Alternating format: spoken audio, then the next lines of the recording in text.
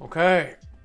Oh, my stream just shut down. I tried once before, but now hopefully it's working. I've done 2 of the 12 runs in the David Goggins challenge. That's nice. So we're gonna play some more TF Maokai. Silver, yes, great.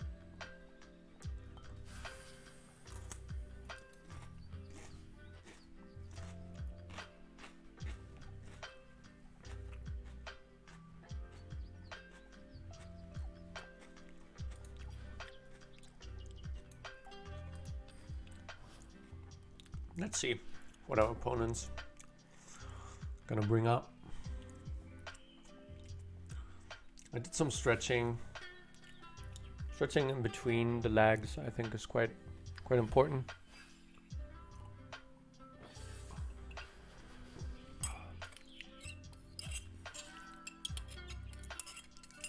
Keeping hydrated, also very important.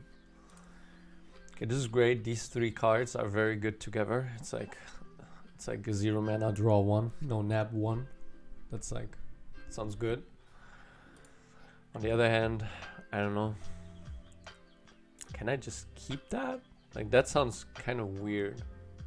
Just keep that. On the other hand, his deck isn't really fast. So I might literally keep that. Do I keep Twisted Fate also?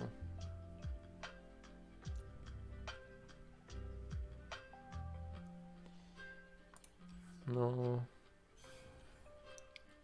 So this is like one win con. It's like very difficult to say which win con should you keep, basically. Because one could also make the case that I shouldn't keep any of those because I should look for the other win con. Maybe I should have played Spectre here.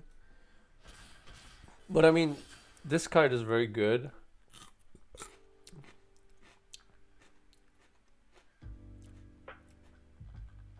But this card is not telling me if he is a aggressive or defensive deck. Like, in both decks, the card would be there, so. Oh shit. Okay. Then my keep was super off. Like, I mean, I guess there are like tempo variants of this deck. There are versions that are very slow. This is obviously not very slow. Well, that's a problem. But this is good to have. But I mean, I'm almost dead, so maybe I should have even played it. Maybe I should have even played it before. Oof. Yeah, this is gonna be a little bit difficult. So here, maybe I just pass.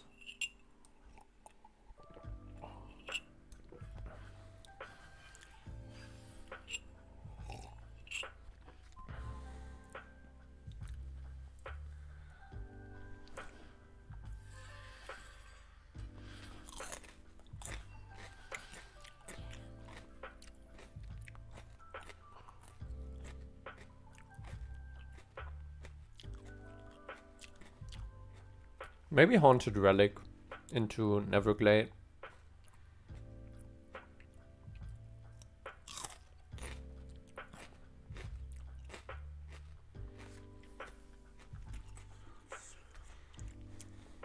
I mean, next turn I can nap like crazy, right? Like I can Neverglade here.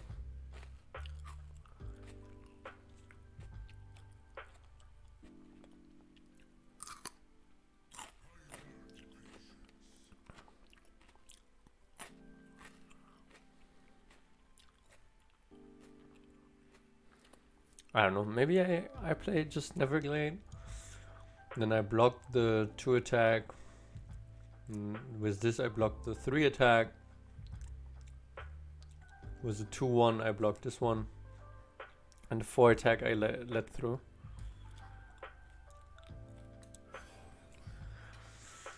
It's very, very difficult to decide such a thing.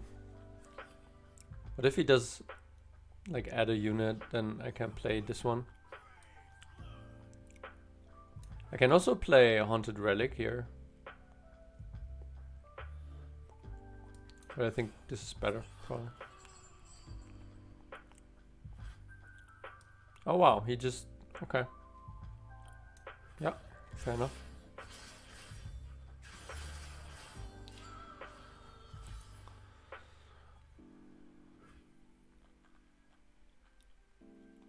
So like I said, this is kind of a great turn for loaded dice.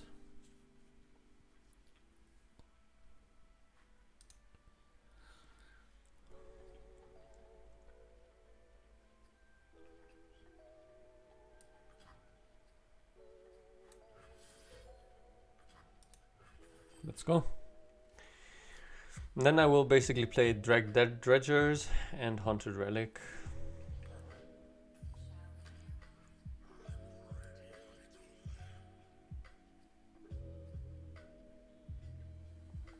And it's fine. This is gonna die. But that's almost good for me because that means I nab one more. Difficult to say if that's really better, but not too bad. Oh, this is really complex because I could play this guy to further the win con here. Could play Stalking Shadows first.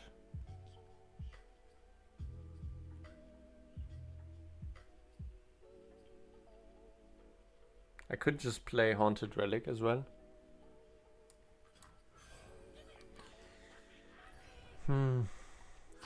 I think I'm fine with nabbing like 6. So maybe what I'm gonna do is really just attack with these two.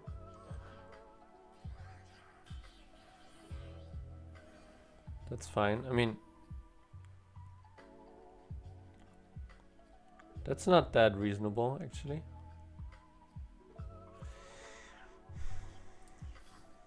Anyway, here I can...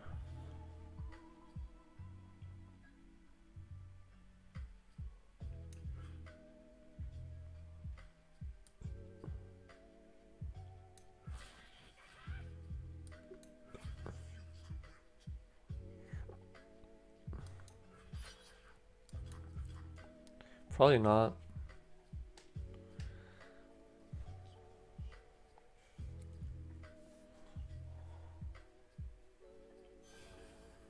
Maybe I should have. I'm not sure. It's very, very close. Maybe I will get something from the nabs that will make it easier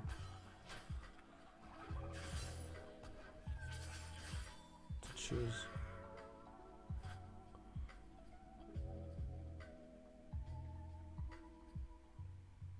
So here, what I can do is play this and this, just very simply. Could also play Haunted Relic, but then I almost draw too much.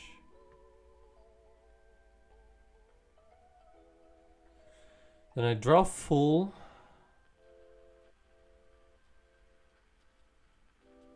So maybe something like, yeah, maybe something like a middle way. I'm gonna play this and Haunted Relic. I think I might also just play him. I might also glimpse this.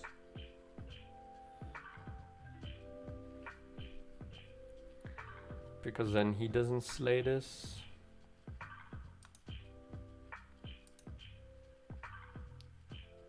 Haunted here seems kind of great, though. But he does have a good attack then. Maybe I shouldn't have played this and played this one and glimpse instead.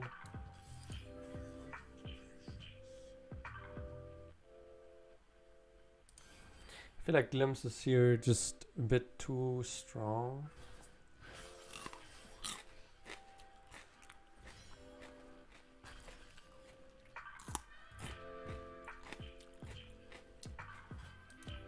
And I don't think he will open attack, and so I have another great haunted relic.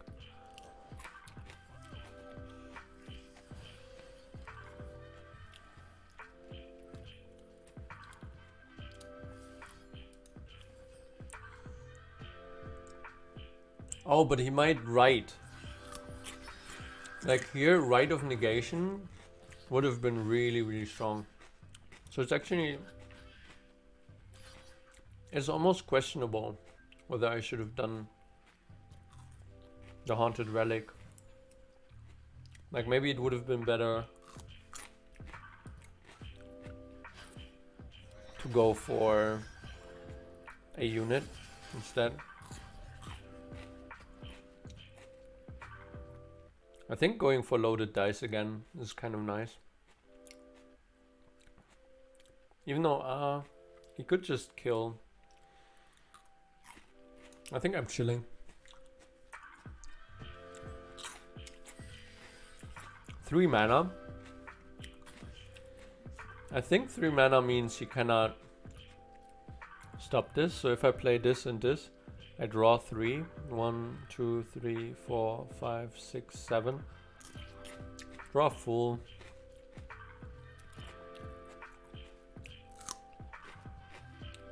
I don't think I want that. So maybe just him. Full mana.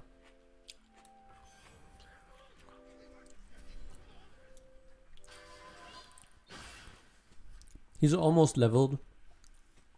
So he will be leveled next turn. And also, so I will level him and I will kill him. So it's a bit unnecessary, but I don't know. Why not? So these Maokai Reapers will actually be kind of big. I don't know, maybe just the one. So I will just Fortune Crooker on this one. And then I will just attack, maybe.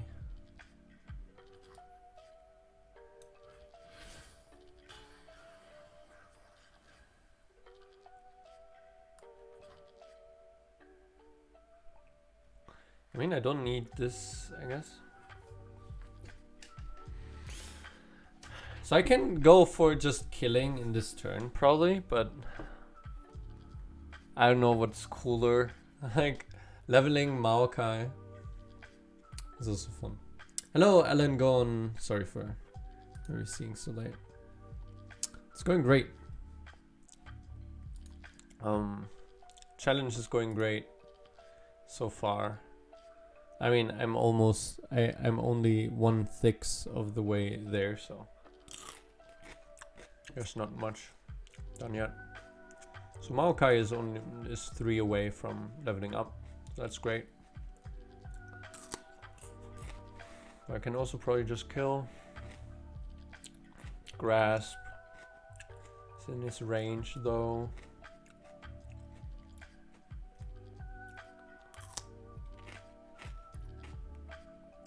If I just pass here, he will pass back.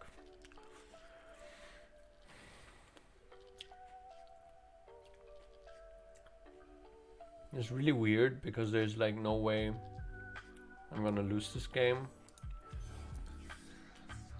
But all the more I have to think about how to safely win it. So I think like this. This is always draining me if my stuff dies. So now I have a great open attack like this. And the orders is somewhat important. So this one first, it's slaying something. So this becomes bigger than these two and then this one. the bigger things you usually want to have first, because that way your opponent has less stuff to react to. And so this slays, so this becomes at least a 3 attack, probably 4 or 5. So he needs to defend all of those. And he's dying with everything. Oh no, not this one, but yeah, everything else. Maokai is leveled.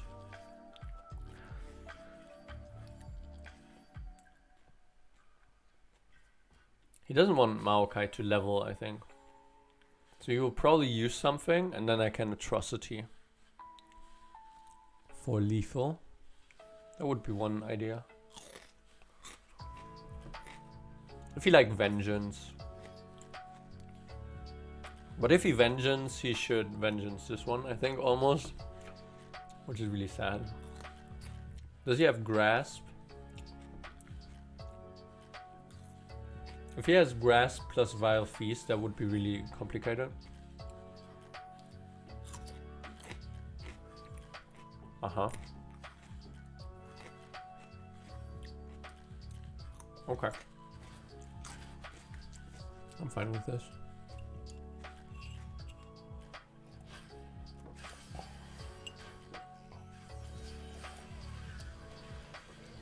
So I'm full life.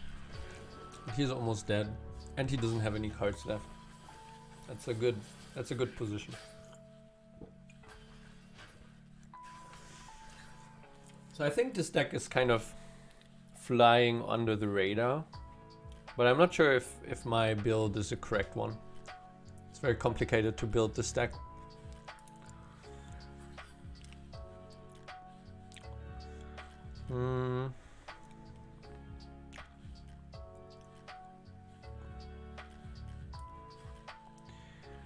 So Maokai Reaper here will become really big, so I can then Atrocity easily for lethal.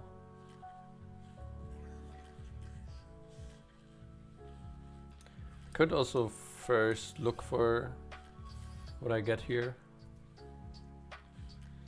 Even though this is a bit stupid. Yeah, I should have played Maokai Reaper. Because now I cannot, I can never lethal this turn. Oh, I can. There's a Phantom Prankster. Oh, that's great. Oh.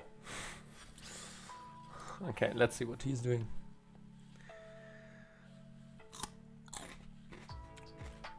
So, most probably, I will lethal this turn. I will Haunted Relic and put Phantom Prankster over Maokai. Then I really don't know how he's gonna win. But if he passes here, that's actually annoying. Difficult to answer. What could he do? But Shurima doesn't really have that much damage stuff, and like from Shadow Isles he needs like 2 Vile Feasts or something to kill my Neverglade. So yeah, it seems quite difficult for him to do anything. Oh, stretching is also really important when running so much, I think. It's a nice pass. I love this pass. I think that's a sign of a good player. But yeah, doesn't change that he's probably gonna die. Like Haunted Relic here. Even if he has 2 Vile Feasts, then he survives at 1. Because 2 Vile Feasts, he kills this, but I play Phantom Prankster.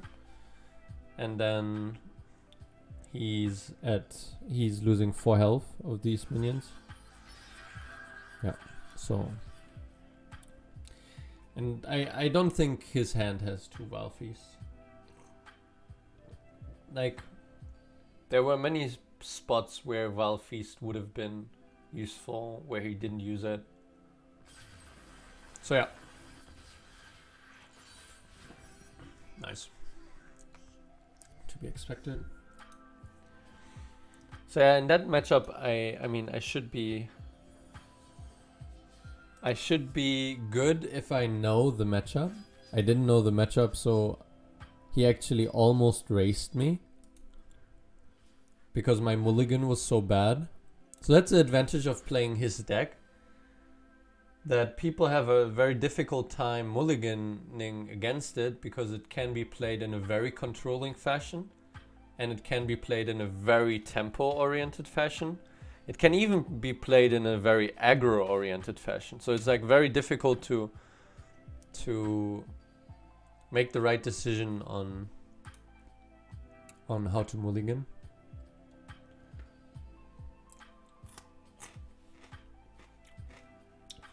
And I did probably a very bad decision. Because when there are these different traits, you shouldn't just assume it's one of them completely. Like, you're getting yourself a much higher win rate against that one, maybe. But your win percentage against the others drops significantly. Like, I immediately assumed it would be the controlling type. And that made my mulligan very bad against aggro. That's just bad. You shouldn't do that. Okay, this is a great hand. Yeah. So, can he race me? I think this is difficult to race. Like, I have a turn 1 blocker, turn 2 blocker.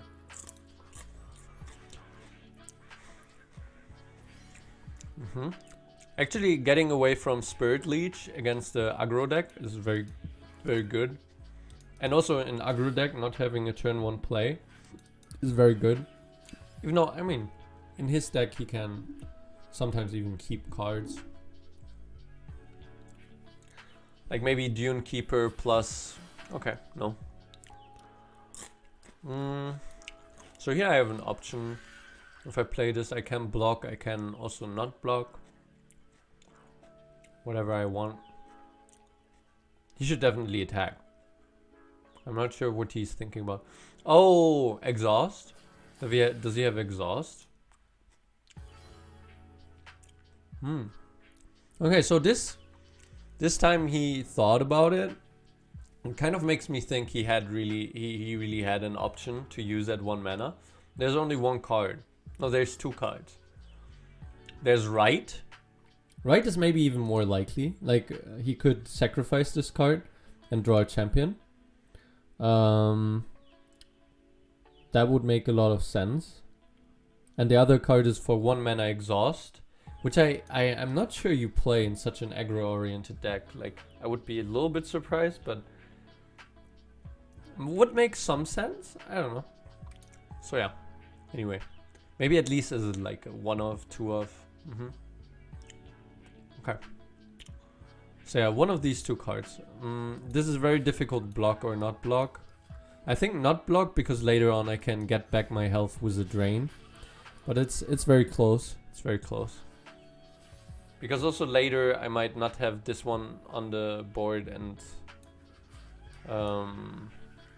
while it's on the board it's much better to sacrifice stuff because I also toss stuff for the level up of Maokai, for which I need to toss or die with 25 things. So okay, so far this matchup looks kind of fine.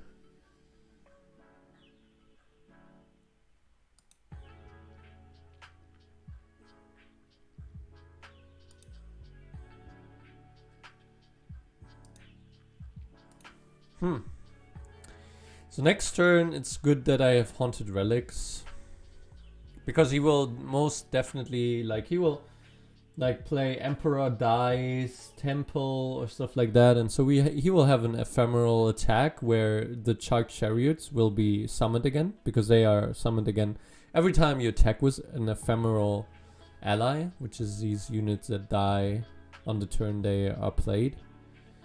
They don't last very long. But yeah, an option would be to Haunted Relic here and then to Ravenous Butcher, one of them. That would create it so that my Maokai level up gets much higher. But I think I'm gonna wait for that. Like, I will sacrifice this one next turn, but I will play the Maokai and then Neverglade, and then I will play these. Yeah, so he will have like a 3 Shark Chariot attack here. Okay, let's first play this guy. And then if he plays something else, then I can Ravenous Butcher this, and I get another one. Okay, so here, I think like this is fine. Next turn I have Neverglade into Haunted Relic, into Ravenous Butcher.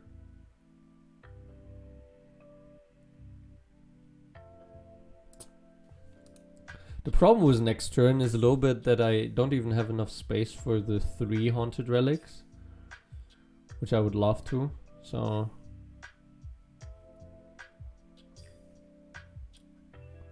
Maybe I don't need to. Yeah, maybe I don't need to. Do I block here? Do I even block with this one, maybe? Like, it's not clear whether the level up is that important in this matchup. This specific matchup, the level up for Maokai, is it really that important? Probably, actually, if I think about it. And I do have the loaded dice, so if I get the level up, then I will have an immediately afterwards I will have the loaded dice to kill him, to kill his deck. Because Maokai's level up immediately obliterates the enemy deck, except 4 cards. And then this card, it steals from the enemy deck non-champion cards, but then the deck is only non-champion cards. So I can then steal the 4 cards that are left, and if there's no card in the deck and you draw from it, you die. So this is very annoying. But yeah. Oh damn, that's also annoying. To lose a loaded dice. What you gonna do?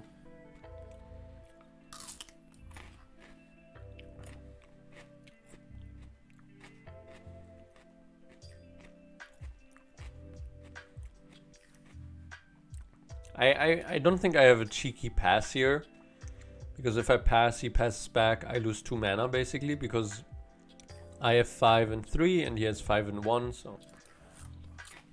But I mean, I think it's very important to have a very high cheeky pass frequency. But some people have a too high cheeky pass frequency. And so they make themselves exploitable by passing back. And even aggro decks can pass back.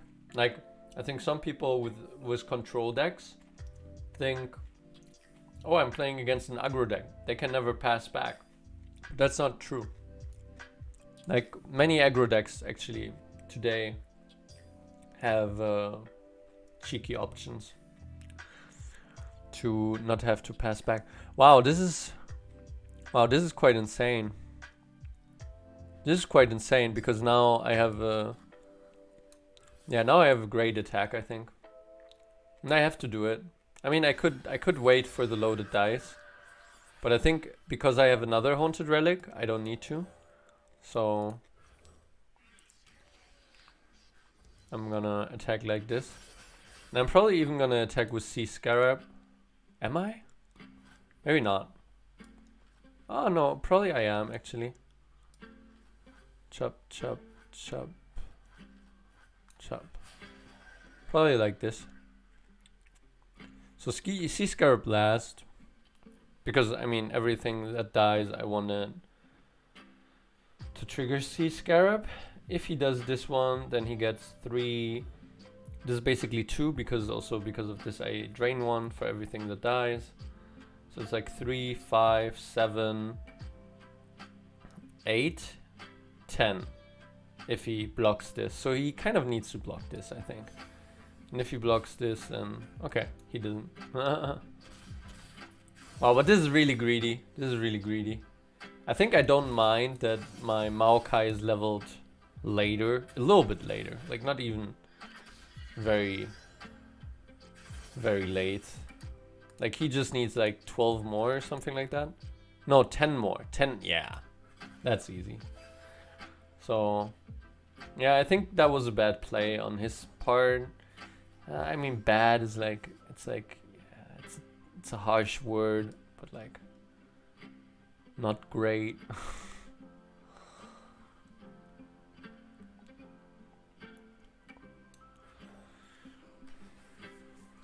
So for next turn, I'm... Oh. Oops. I totally forgot that he summoned 3 here. Oh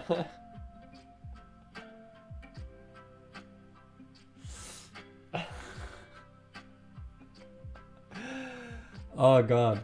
Okay, I still have excuses, you know? I have excuses. I can say, like, I didn't have enough sleep. I did a lot of running. That was difficult. But yeah, I think there's nothing, right? Like, this is just too much damage, and I cannot kill this. So even if I, like, do something like this, I'm like, yeah, I'm 4 off. Ah.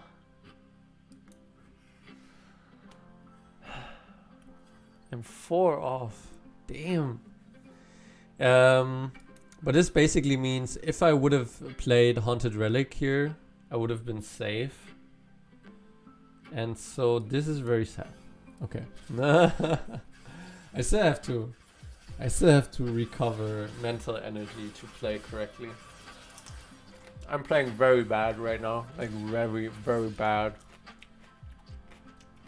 Like, I think in terms of elo, normally I would guess my elo in this game.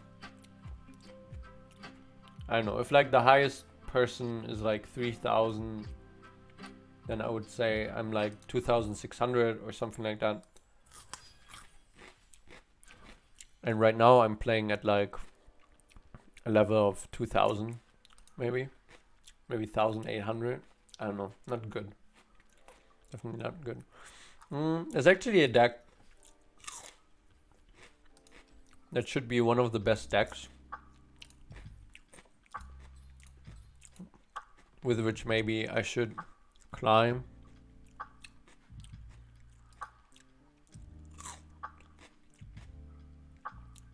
Which is basically Lee Sin, and then Rite of Calling. So you always get Lee Sin. And then what do you include? Probably Ancient Preparations, why not? Shaped Stone, of course. Ancient Hourglass, to be safe. Do you play Stone Weaving? Probably not. But you play Predicts, probably. Eye of the Dragon, probably. Nopify 2 or 3, I'm not sure. I'd say 2. Payday for sure 3. Preservarium, probably 3. Ruthless Predator? Does this ever make sense? I think so, actually. Maybe like 1. 1 or 2, I don't know. +2 is kind of nice. Quick attack. Double attack. What happens? Oh my god, double. Ooh. This might be a cheeky one-off as well. I don't know. This is probably not right. But let's say. Concussive Palm. Probably deny. 3 of. Rite of Negation. I don't know. If I have deny 3 of, maybe I don't need that. Deep Mad. Probably 3. Yeah, probably we need the... Where's the 3 mana? Probably I don't have it yet. Yeah, Inner Sanctum. Yeah, for sure, Inner Sanctum.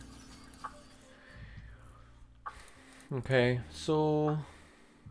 Maybe my cheeky one-offs need to go out for that. Maybe. Okay, that's fair. Cheeky one-offs. Goodbye. Oh, or maybe one of them. Maybe if I Like, because with Inner Sanctum, like these paydays.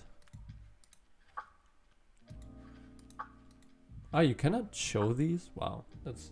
But anyway, these lucky finds, they give +2 attack, +2 health, like either or, like there's like 10 different ones or something, and you get the choice among 3. Get to choose among 3, and like sometimes you get quick attack, and you're not happy, and before that you got overwhelm. And then you do overwhelm, quick attack, and then you flurry of fists, and you get double attack, and then it's GG. I think as a one-off, it's maybe fine. I don't know. Maybe it's a unnecessary one-off. Maybe I should just concussive palm 3. Maybe that's the right way to go. Or nopify 3. I don't know. This looks fine. So basically, in this deck, Ancient Preparations is to get a 2/2 after 2 turns. Then you sacrifice it with Rite of Calling to get your Lee Sin every time. You Eye of Dragon to get defensive capabilities, essentially. Because every time you play 2 or more spells, you get Dragonling, which is lifesteal and it's ephemeral.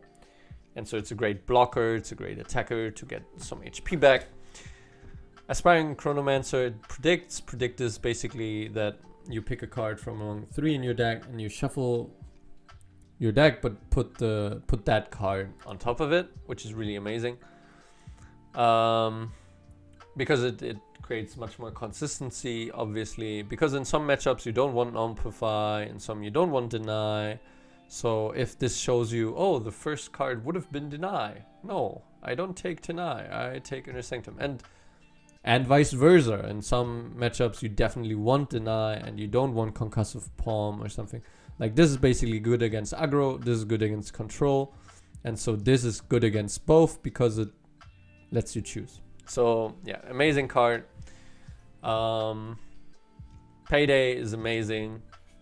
It's triggering 3 spells. You know, it's creating this spell and then this spell is also spell. Yeah. Which makes me want to create another deck, actually. Okay. I'll create a more funny deck. Starlit Seer is just amazing. Whenever you cast a spell, grant a top ally in your deck +1/+1.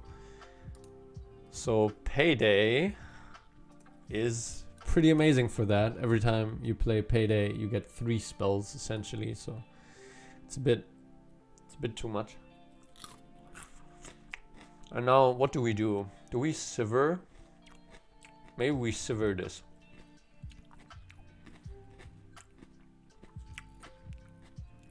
Like, this is definitely also a Xenotype type of deck. When I'm summoned, grant 3 random allies in your deck +3/+3. Which is amazing. When you have a high consistency on it, have very low amount of minions, a lot of spells. That's why we don't go for Azir in this deck. Because you need a lot of minions. Sivir is great with buffs. Renekton is great with buffs.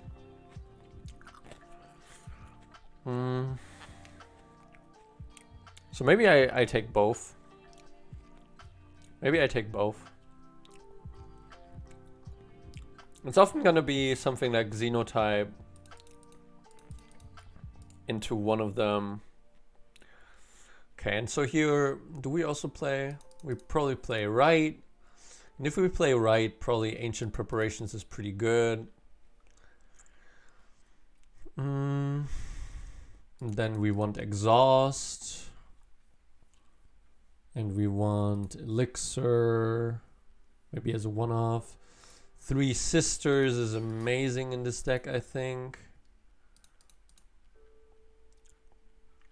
Because it's also creating more stones, more cards. Shaped Stone is amazing because we have Ancient Preparation. And we also have...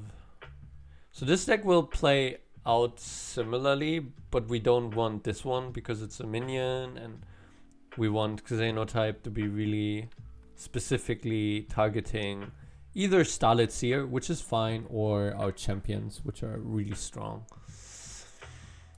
So that's why we rather have Preservarium and Ruthless Raider. Then maybe Shared Spoils.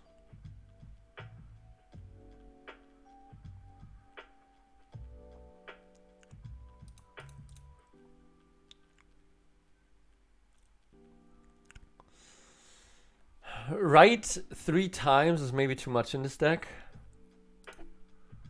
Maybe as a 2 of, or even just a 1 of, because we don't have that many sacrifice targets as in the other deck. Here we really just have Ancient Preparations.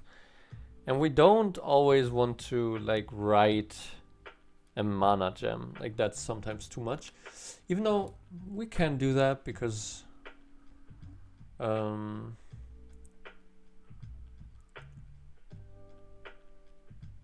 both of these are 4 mana max. So we don't need like a high max mana type of thing.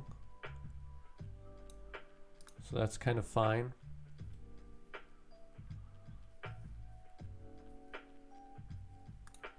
Okay. Oh, I should play Inner Sanctum, right?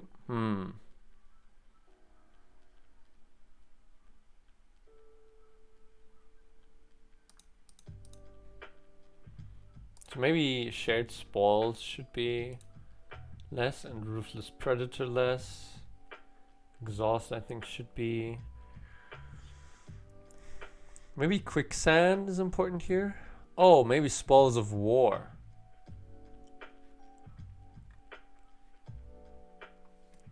Maybe Spoils of War.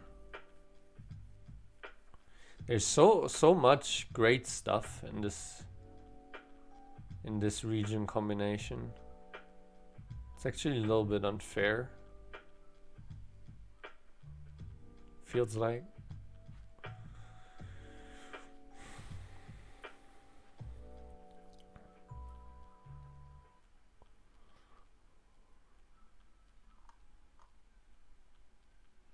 So Inner Sanctum gives us 2 spells, which is very amazing.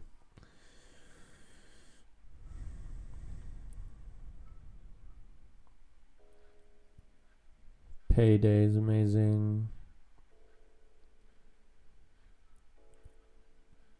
Draws us 2 cards, that's great. I mean 1 elixir. Rite of Calling should be great, and we need Ancient Preparations to have something to sacrifice. Preservarium, draw 2 is great. This is kind of a combo deck. Not really, but like, yeah.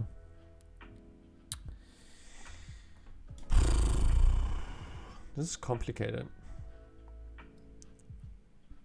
Okay, maybe no elixir.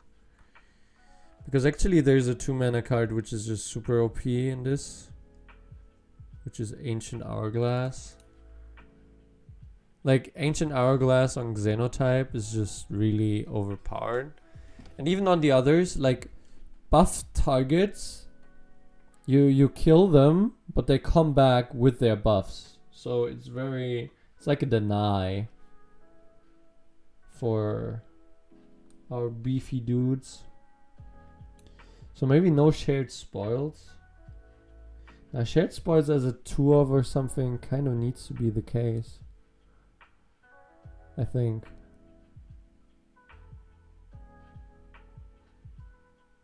Maybe Exhaust is I don't know. Maybe 2 Exhaust and 2 Preservarium. Or 2 Three Sisters.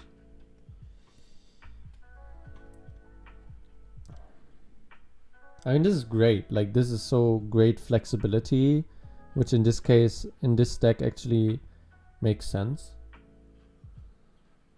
Like this deck does want flexibility. Maybe Ancient Hourglass at 3 of is too much. Maybe we don't need that. Maybe Rite of Calling should still be a 3 of. This is very complicated.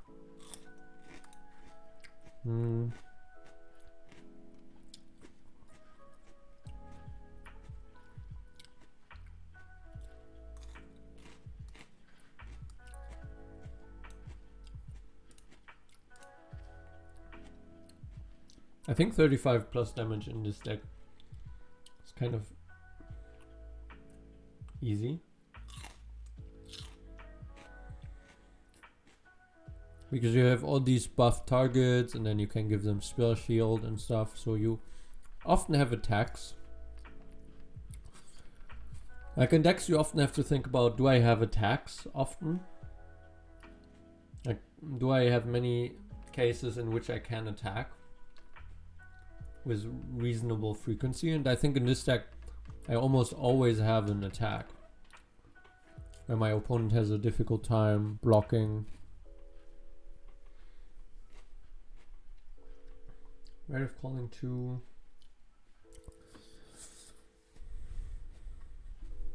Yeah, I think I don't have enough sacrifice targets to make it a 3 of, really. But I'm not sure.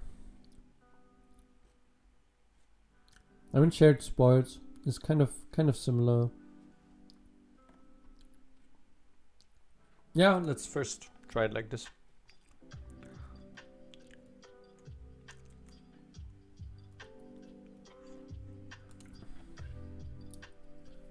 Okay.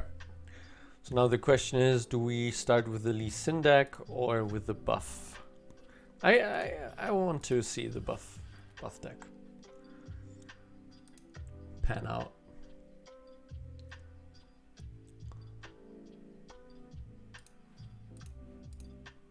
Let's see.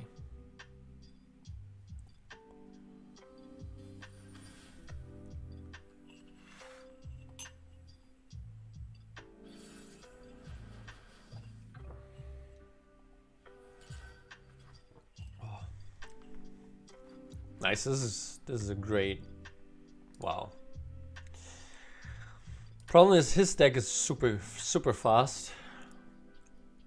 Can I ever win against this deck? I'm not sure. Flash Freeze is actually quite useful. A 4 mana Flash Freeze, so it's like.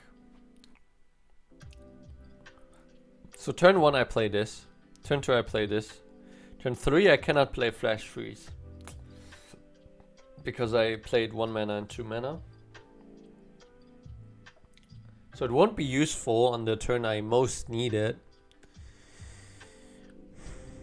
The next, yeah, I think I need to get away from this. That's unfortunate. It's a great card, but it's just not gonna be useful on the turn that I need it the most, so.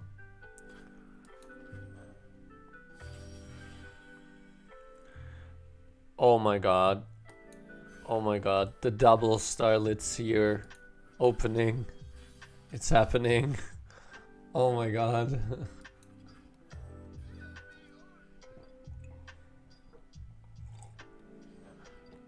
So this is quite amazing. So I think I can attack here. I think he never wants to sacrifice a solution. Like, I mean, Starlit Seer is a great engine, so it is a little bit risky, but I think he never wants to sacrifice his solution. So here I kind of need to hope he doesn't have a great attack. Wow. Wow.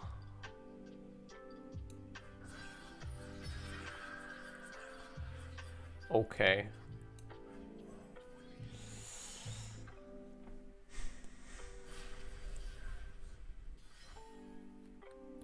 Wow, that's smart.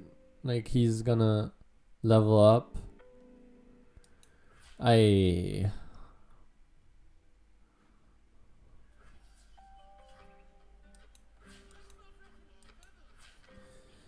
think to keep a little bit more health is good. I do want to sacrifice this one though. Like, I think mana, like to sacrifice a whole mana point just to save 4 health like 8 health, I suppose, or 7. So this is basically 7 health or a mana gem for the rest of the game. I think it's 7 health. I think it's a mana gem. I think I keep the mana gem, so it's unfortunate, but yeah, I think I gotta do this.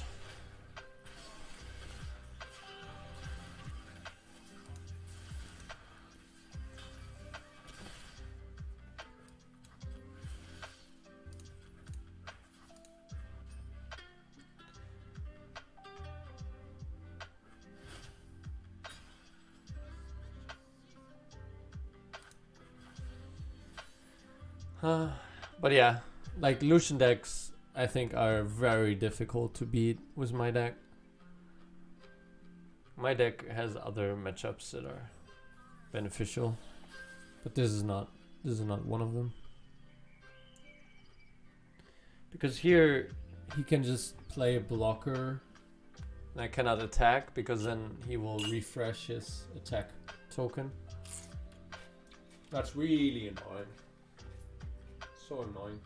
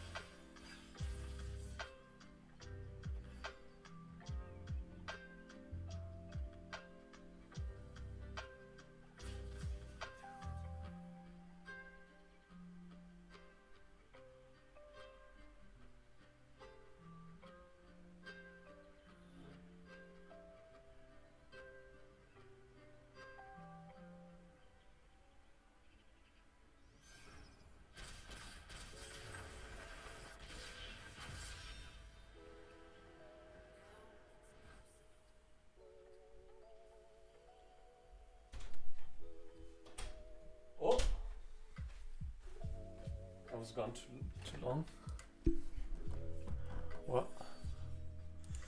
Whoops. Thought I would be in time.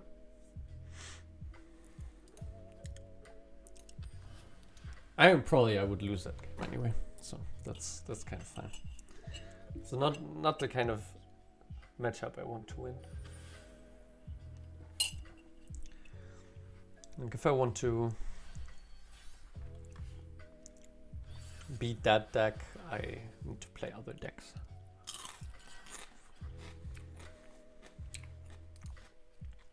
Also against this deck, it's gonna be difficult. Damn. Like I make a deck and immediately I go against 2 of the main decks I'm fearful of.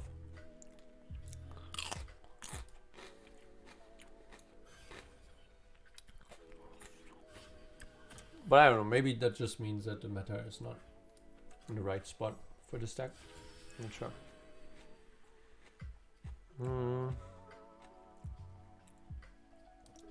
Yeah, probably Rite of Calling. Payday also makes sense.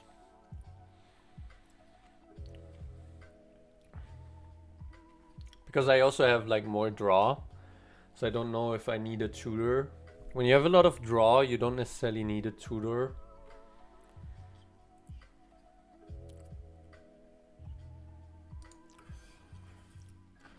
Not sure. Very close. Like the tutor makes sense because I have sacrifice targets. On the other hand, against this deck,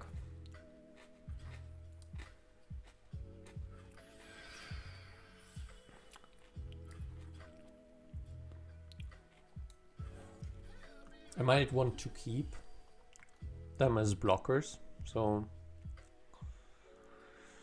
with 1 mana, I don't think he has anything that can make this trade good. So I think I'm fine chilling here like this.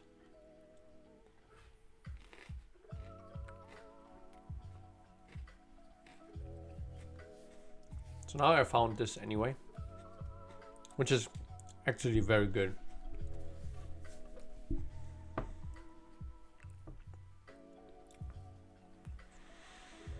Now, unfortunately, if I would have 4 mana here, this would be amazing. Like, this would be insane. I could payday into whatever. And then I could shared spoils. And then I will get a very buffed up target because I use so many spells. And then I get the card on top. So that would be great. But it's not what's gonna happen here. I can just attack with both and do shared spoils. That way I usually get like a Xenotype at least or something like that. And then my Rite of Calling will be stronger. And I have another target for Rite of Calling. So I think that makes sense. He will probably pass here anyway. Like, he will probably let them go through. Because he should be scared about certain tricks that I have.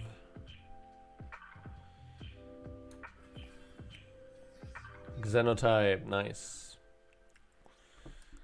Okay. Do I anyway play this one? Maybe I don't to keep some mana. Nah, I think I do because I... Next turn I want Xenotype and then I want to tutor for a champion.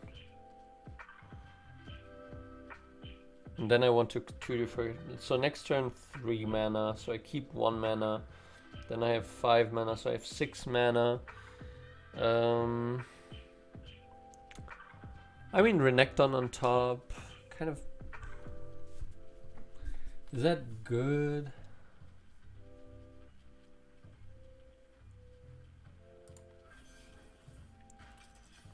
It's not bad.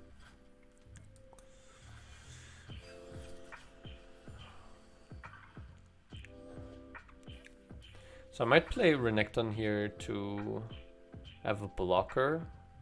But I think, yeah, I think Xenotype just makes much more sense. Because then next turn I have Rite of Calling. He probably, if he does this attack, it's very likely he has, what's that 2 mana spell, 2 mana plus 2/2. So actually letting them go through once kind of makes sense, and then blocking the second time. Like, that's really weird. But like, if I block here and he has a +2/+2 thingy, then he gets a trade and then he gets to attack with a 4 attack thing.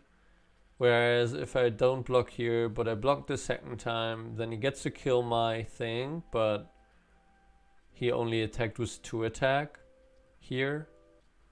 So I think to let this one go through is logical. Then he doesn't get a second attack. Very weird. Very weird type of situation, but yeah.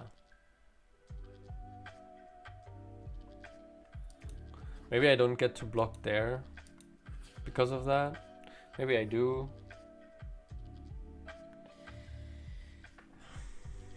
So Elixir of... I am basically Elixir of Iron here.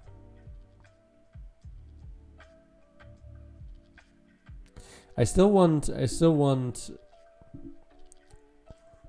to be able to sacrifice something. Yeah.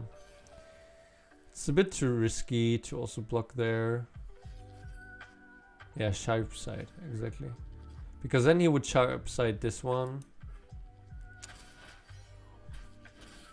I don't know. It's very close. Very close. This way, maybe I'm giving up too much speed. Like, I could have blocked there and then at least I get like one good trade. So, might be useful enough. If I play this one, I don't get to have something with right of calling. But I think it's just too strong, so. Like, it's a great blocker, and this also creates it so that if I now payday, I buff something up by +6/+6. That's nice. Because it's a card, and this is a card as well, and then the card that comes from this one is a card also. So, yeah, that's amazing.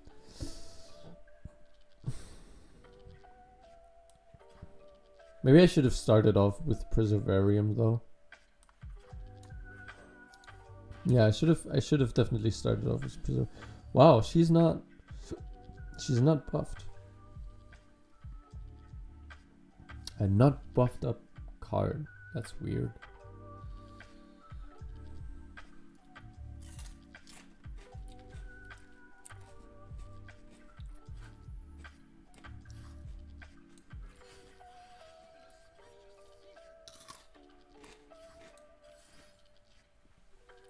So which one do we buff? Maybe this one.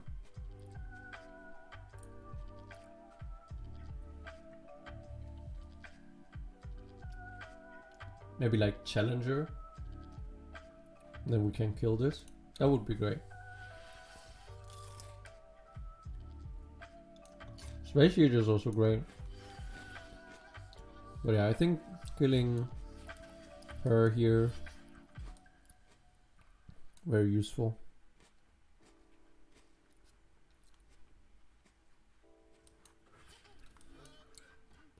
We definitely don't want to attack because actually he has trouble with void space.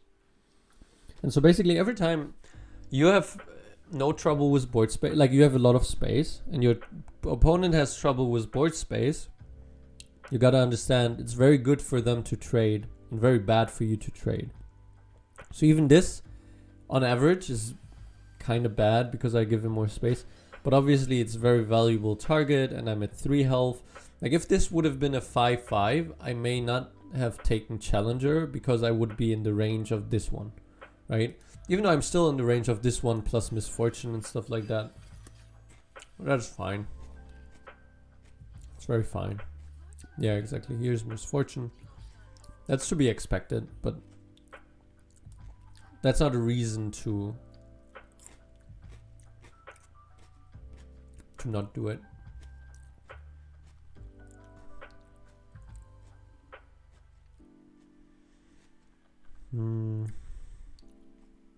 So I think I'm gonna renege in here.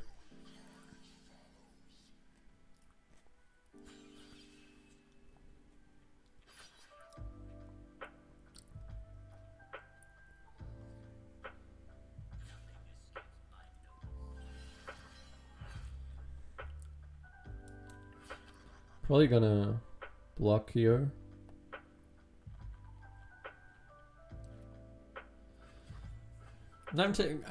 I'm probably gonna take this. Like I could also play Ancient Hourglass, but then this one gets a second attack anyway and gets to kill this one, which is like the 5 attack instead of 2 and Challenger. Slightly better, of course, but yeah, I don't think it's a very big deal. Here I can also block like this so that Renekton can block her later.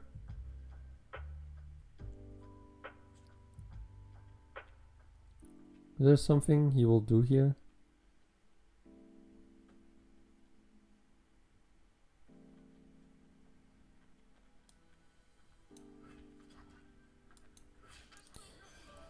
I'm not sure.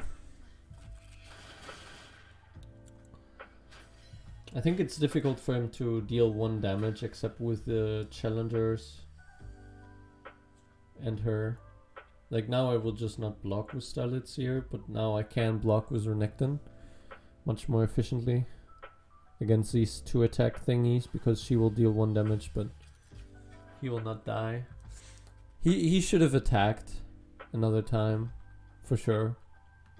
Like even if you lose your thing against Renekton or something, it's not bad. It's actually what you kind of want. So here I now will probably level up Sivir actually. That's amazing. It's a very quick level. I will first look if I get a Sivir that's much bigger. Like this. And maybe he will kill this. That's fine too. Oh, I found a Renekton. It was weird. Like it showed like 4/4 for a second, but then it showed like buffed up. I'm not sure. Yeah, I'm not sure. Probably it's buffed up. Okay. So I will not use this one. I will use this one if I use one of these.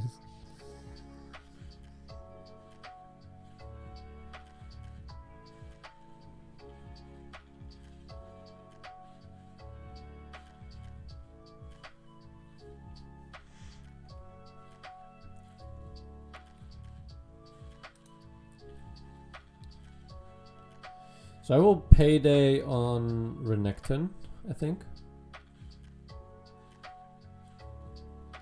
I mean, I could do it on Sivir.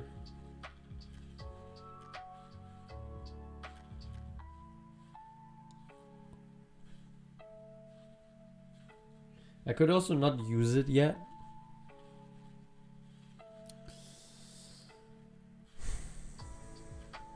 If he passes here, do I... Okay. Like I was wondering, do I cheeky pass back? But probably I attack anyway, so... I think that was a good pass opportunity for him. In a way.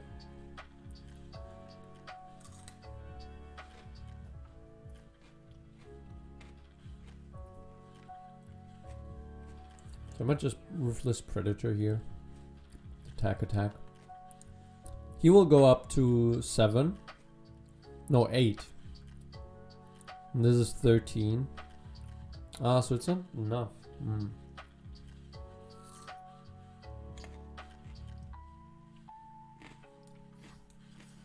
Anyway, I'm gonna do that.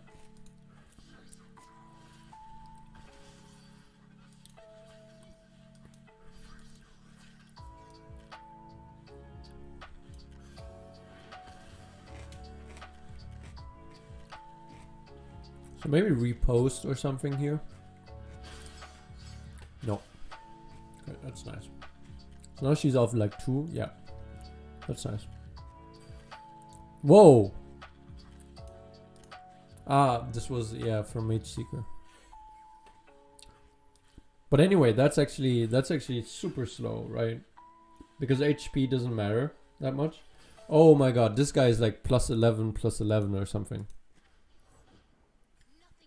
Like, this is a big guy. This is a really big guy. So I will let Renekton here die. For sure. Die for... Oh, Oh. Oops. I don't want Sivir to die. That's really annoying. That was a big mistake. I forgot that they get +1 from Grand. Still not awake. Still super not awake. Oh god. I was like so happy. Oh, a 2 attack Valor. He will kill Renekton. That's not what he's doing, unfortunately. So I kind of need to Ancient Hourglass my Sivir. Yeah, that's fine.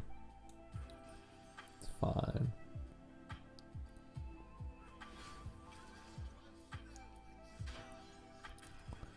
Now Silver is officially... So he will have a 6-8 attack. It's fine. So yeah, this is a 15-15 Renekton. Hello there. This is so insane. Oh my god. And Silver is now leveled up, so that's amazing. So now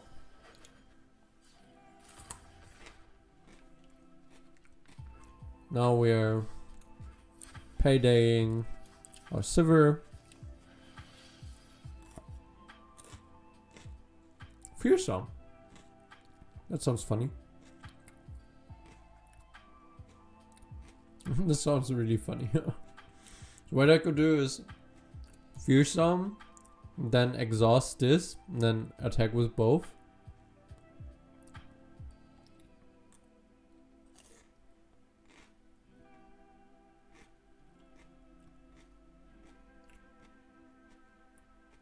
Yeah, I think that's the most reasonable actually.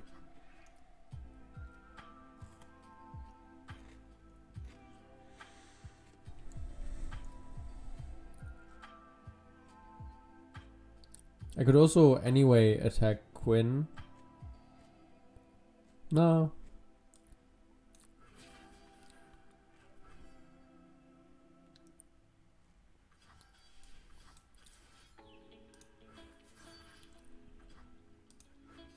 Okay.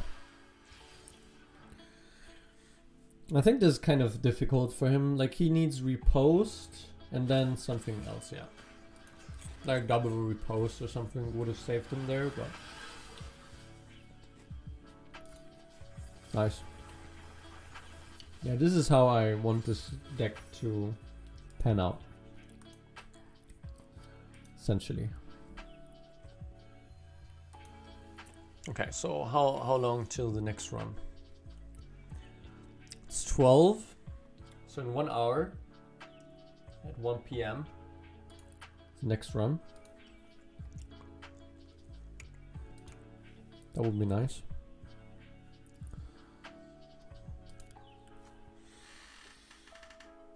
Oh.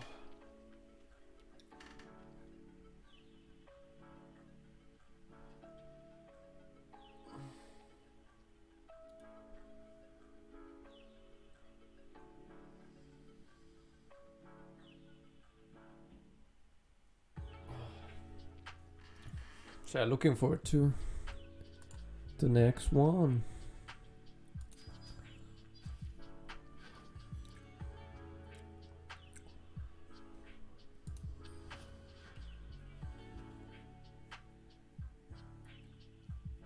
Ancient Hourglass is great. I think at least the 2 of in this deck. So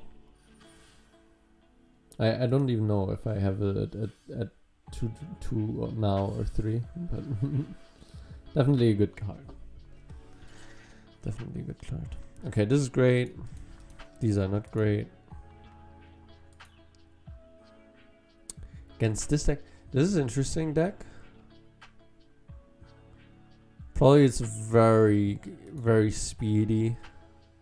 Very speedy. So again, gonna be difficult, but maybe it's a 50-50 type of thing. I'm not sure.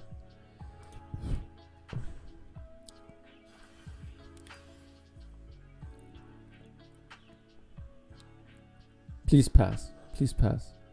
Oh wow, Aspiring Chronomancer.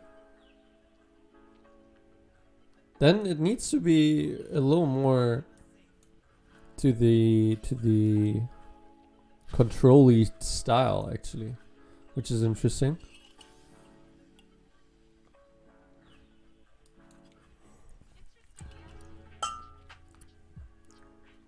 Xenotype is just amazing.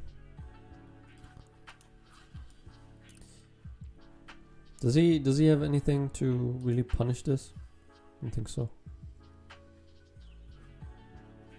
I think him passing here just means he doesn't have a 3-drop, right? I mean, it's not that likely actually in his deck, but like, why pass here? Like, what's the punish? There's no punish, I don't think. Like, you can say there's a punish, but like, really? So here, probably shared spoils to get me some Starlit Seer or something. I mean, I do have these, but yeah. Okay, Renekton. Okay, that's great too. Okay, so my Starlit Seers have like all the buffs from this one. Probably.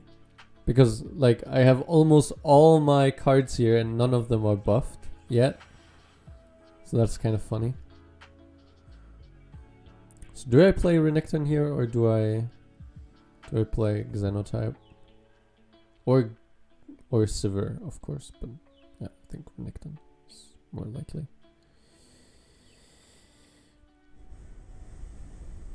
So he didn't have a 3-drop last turn. He might...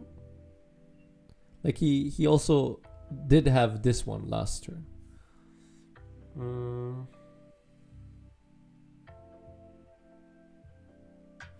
So probably I should play Renekton. Then exhaust next turn, because then it's immediately leveled up. So yeah, playing him, blocking here, and then next turn exhaust and attacking will level him up.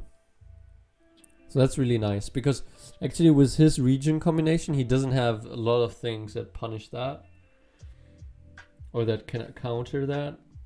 And a buffed Renekton, like a leveled up Renekton, is actually amazing. Like, amazing.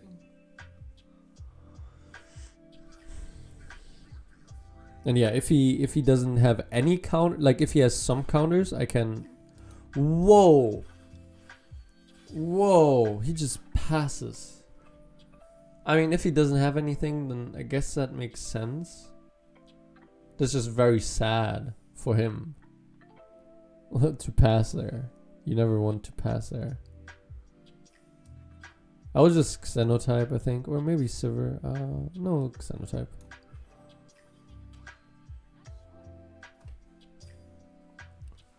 If he passes here, that's too cheeky of a pass. I will pass back, I think. What's his deck? Like his deck normally should be a tempo-oriented deck. Like, it's very weird to see it be so slowed down.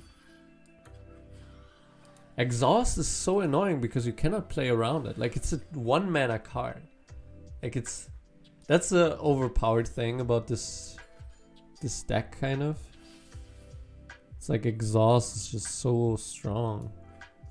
This is a good counter, but even this counter was like, I think I made a good trade.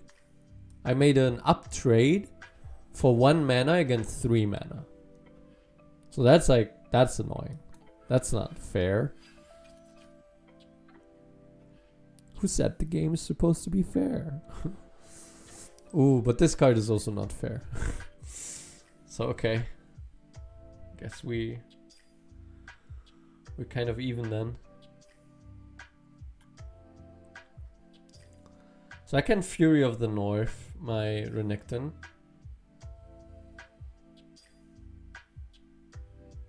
Which will be very annoying for him.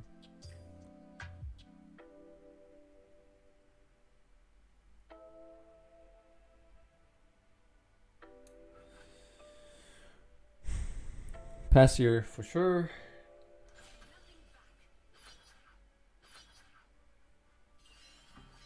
I can also Fury of the North this one then, if he does it like this. Can also Flash Freeze, but I think Fury is better. Fury kills his thing. Kind of has to be better. That's a great thing about this card. It's so flexible. Yeah. So yeah, sorry about that, guy. But yeah, I think I'm gonna win this game fairly likely. Like, Am I not super happy about this? He's probably gonna... He has a... The 2 mana... 2 things attack each other card. Why? Like today, I really cannot remember names and stuff. Like that's interesting. Yeah, but this I think is something I'm fine with.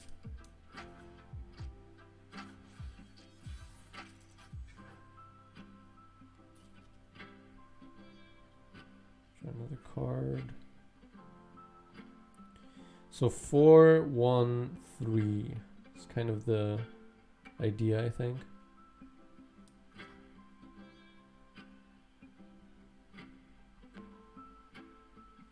I might also just exhaust immediately and go.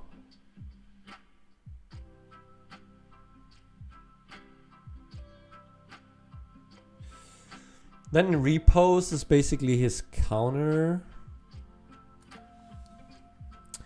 Fair enough, maybe. Repose, I Sivir into Sanctum. I don't river into Sanctum. I think I river into Preservarium.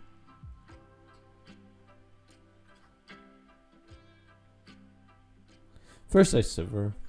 Let's just Sivir.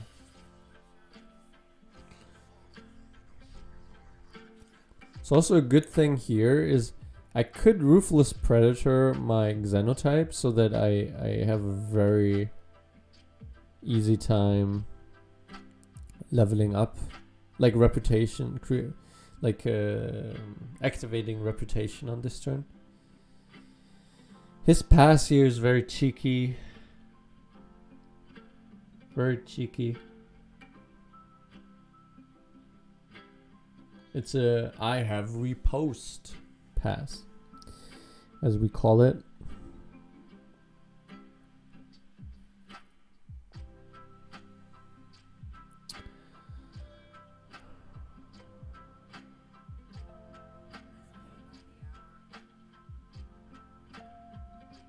So if he has repost, then I'd rather attack this one than this one with him.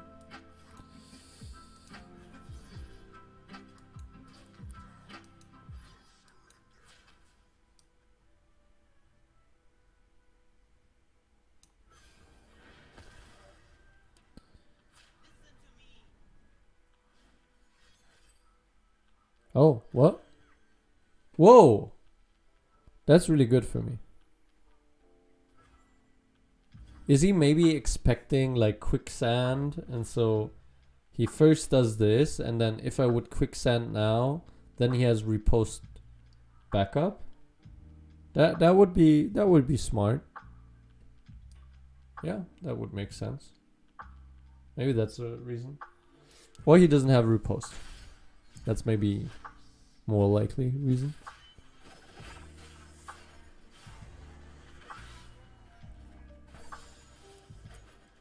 But yeah, I guess like if you repost, that's very punishable by quicksand. And this way, it's much less punishing. Oh no, it's not that much actually. Anyway. Okay, so maybe Sanctum here. For sure Preservarium, I think. So this is now 0 mana, which is quite amazing.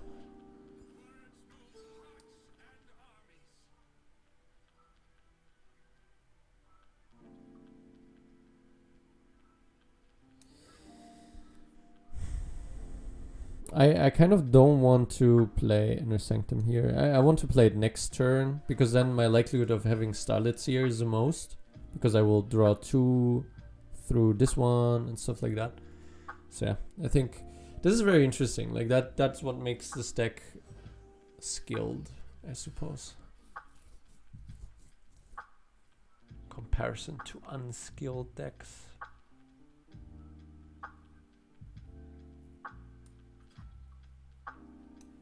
Maybe I should do this one and just get a minion, get a champion, and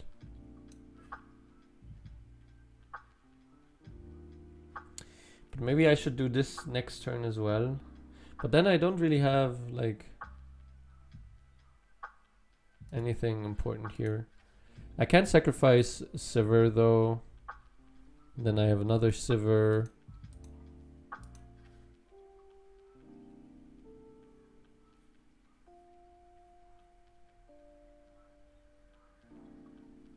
Yeah, and then I have a lot to do next turn. Great. Or Payday. Payday is amazing too. I think Stalitsia. Stalitsia is amazing. Because that means that... Okay. Gonna let it die. Will he attack with this one?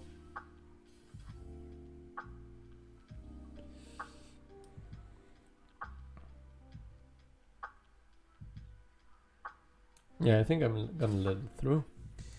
Then Inner Sanctum. Because this is really good. If I get her to have Overwhelm with one of these, that will be amazing. And so, yeah, we're gonna do this. Gonna do this, and then Rite of Calling, and then look if we find... Did I play Xenotype this game? I think I did, right?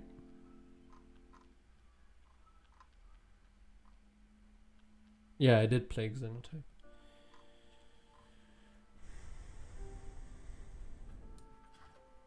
So, let's see if we find... If we find a great champion. We have the, like... Oh, wow. Like, this is kind of unfortunate. Okay, anyway. Overwhelm. Overwhelm, okay. Challenger. That's... Oh no, Fearsome maybe.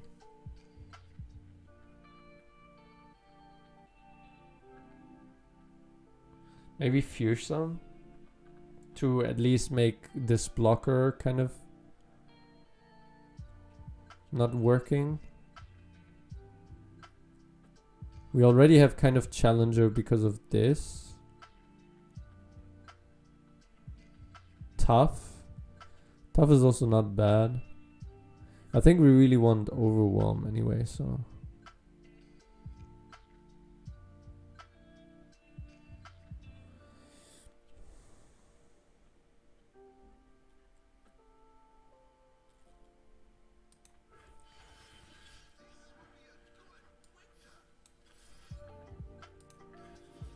Overwhelm. Overwhelm. Oh, Overwhelm. Okay.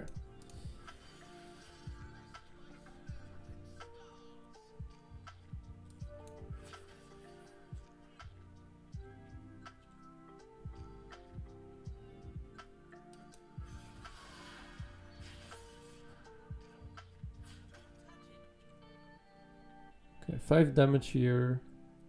Which will actually be far more if I want to.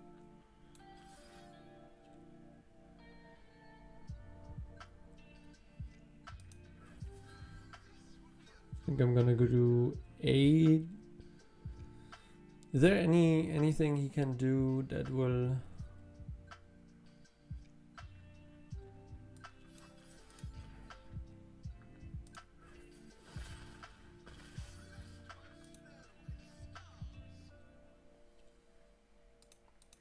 I think this is really difficult to stop. I don't really see it.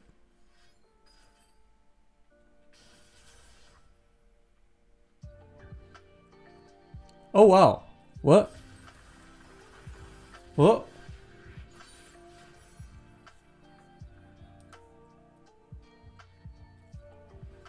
He quicksanded her and that also destroyed his spell shield? That's how this interaction works? Wow, that's a weird interaction. That wouldn't be what I would expect. That's interesting. It's an interesting interaction. Okay, great. I think one more match before the next round. Then I'm gonna head off to do a little bit more stretching. And yeah, it's gonna be great. It's a very good deck, maybe. Like power levels are so difficult now because like power levels are very different from before. So it's very difficult to ascertain is this a good deck. Like in the 2 metas ago, this deck would be ridiculous. Like it would be far too good. But now, I don't know. Okay, I want this into Starlit Seer, so I'm gonna put away all these 3. This is too high mana cost, and I don't want 2 Ancient Preparations. It's really a card for turn 1. I don't want 2 of it, just because it's early. You know, yeah. Also, you don't want champions yet. You will find champions, and you will buff champions. You want buffed champions. You don't want the vanilla guys in this deck. Okay. So here's Ancient Prep. So against his deck should be Tempo variant because it's Callista. So I'm not sure I will ever get Shared Spoils this early. So now I do think I need to put Renekton up because I don't have any units yet really, and I have these Shaped Stones which don't do anything if I don't have a unit. So yeah, I think that's necessary. And then let's hope with this one we get a Starlit Seer or something. So yeah, this is not going great so far.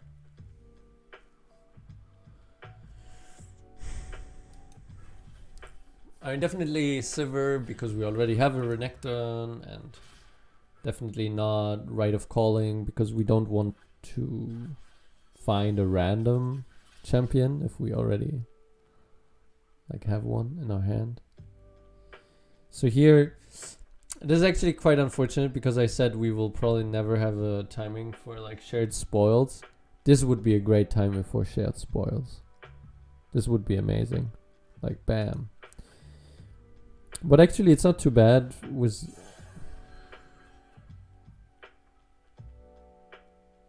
Damn.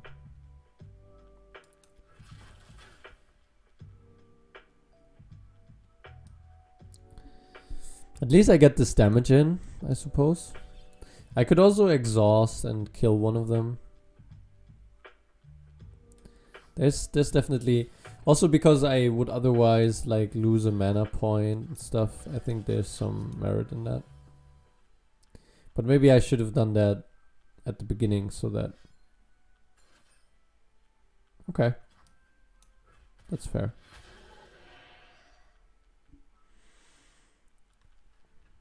So card what? I don't know. The position is kind of fine for both, I think. Like he has a little bit tempo advantage, but not much. I think I'm very fine with the position. Whoa. Whoa, I think I can immediately level up Renekton here. Yeah, I can immediately level up Renekton here. What the what? That's crazy. And then he gets +3/+3 this round. Is that worth it? Not sure. I'm definitely gonna do it once.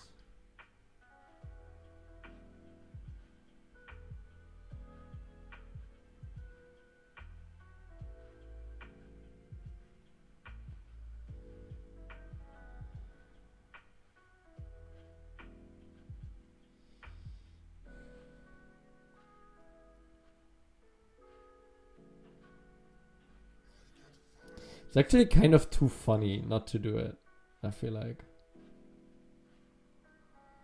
But it's also just probably pretty bad. I don't know. That's probably not too bad actually. I don't know, thinking about it. It's kind of not too bad. It's weird, but it's not too bad.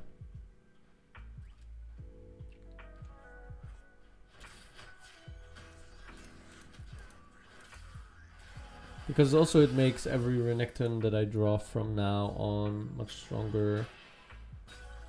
It will kind of give him a clock of 2 turns, I think.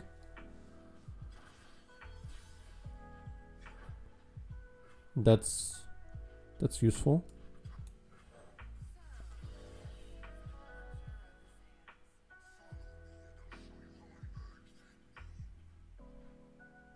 And also it will level up Sivir at a very fast pace. I don't know. Very weird.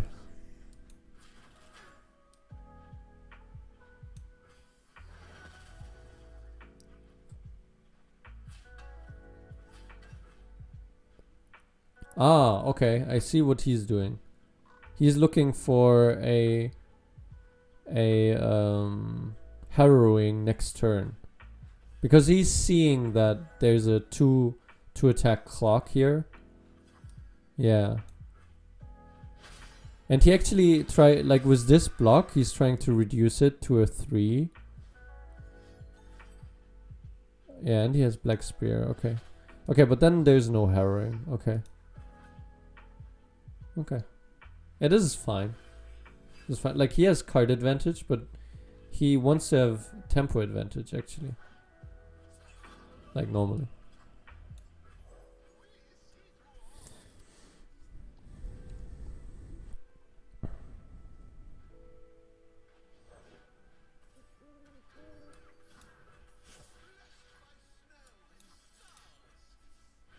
Tough?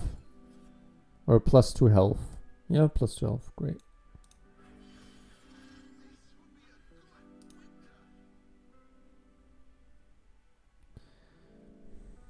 Does he have an attack? I'm not sure. Like, was this one not? Was this one for sure he doesn't have an attack? I think. Yeah, so that's why he's sacrificing it. So I really have to hope I'm not drawing into that now. That would be stupid. Is he killing this one again with the Black Spear? Yeah. Okay, fair enough. I really don't mind any of this as long as he's attacking here, which is kind of terrible if he doesn't have exactly the 1 mana +2/2 thingy. So I'm gonna hope he doesn't have that, I guess. I cannot play around that, really. So get the level up. He's still on a kind of 2 turn clock.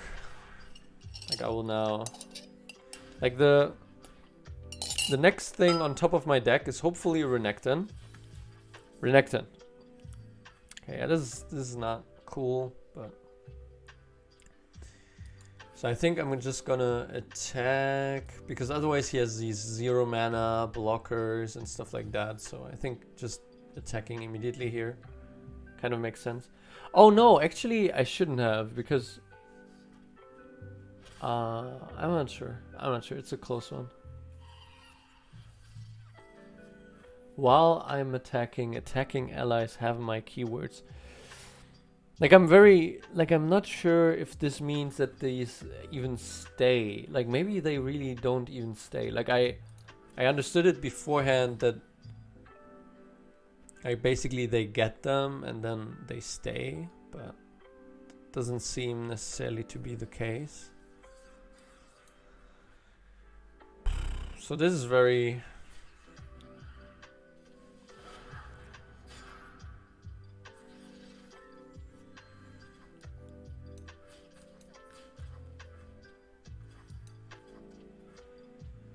If I do this, 4 HP left. I think 4 HP is enough. Is it? Is there atrocity in this deck? Would atrocity make sense? I mean, it's like Mistwraith, atrocity. The other 4 could be Doombeast into Doombeast or stuff like that. He just doesn't have a lot of resources in his hand, so... But maybe I have to do this type of thing so that he doesn't go through with this. Thank you, Yorinato, for the follow. And Papa Snack, yes, you should probably play that game. Sorry for ignoring chat. Like, there wasn't a chat, so I was ignoring it when it wasn't there, so. And then I didn't look at it again to find out that there was a chat. So probably this is the right blocking. Kalista is bonded to this one, so I'm gonna damage that one. But if I don't know what happens, maybe this can attack suddenly again. Okay, great. So I still have my Ancient Hourglass if he wants to kill this. Yes, amazing. That's basically what I was hoping for. Does he have another Black Spear? No, he doesn't. Okay, great. So he was basically hoping to get the mark on Sivir and kill her that way. But I mean, I was expecting that, so this way. Ah, no. Yeah, I'm gonna lose this game for sure now. Like, if this was a lucky find itself or something, then I might have won the game. But this is very complicated. I was starting to think maybe my chat wasn't visible. Never just concentrated with Go. Yeah, I mean, I don't know. This game also needs a lot of concentration, you know? I don't know. But with Go, I think I'm also quite concentrated. I don't know. Okay, this is quite impossible. I don't know if there's any cards in my deck that will save me here. So I'm not sure. Like, I did a very greedy play in the beginning with like leveling up Renekton. I don't know, maybe that was a bit too cheeky. Okay, here I'm gonna probably lose.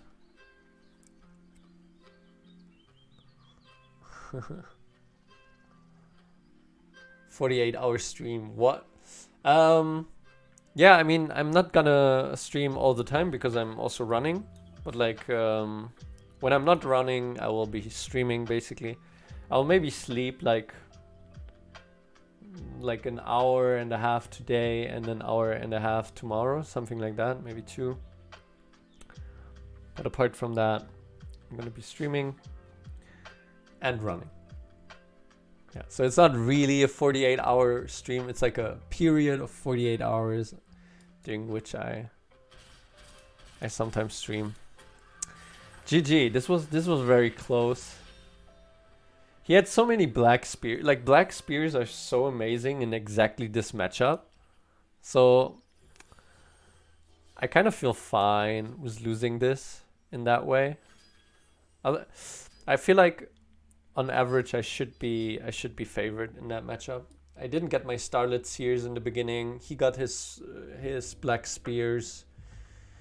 He got an early level up on Kalista, and then I didn't get overwhelmed.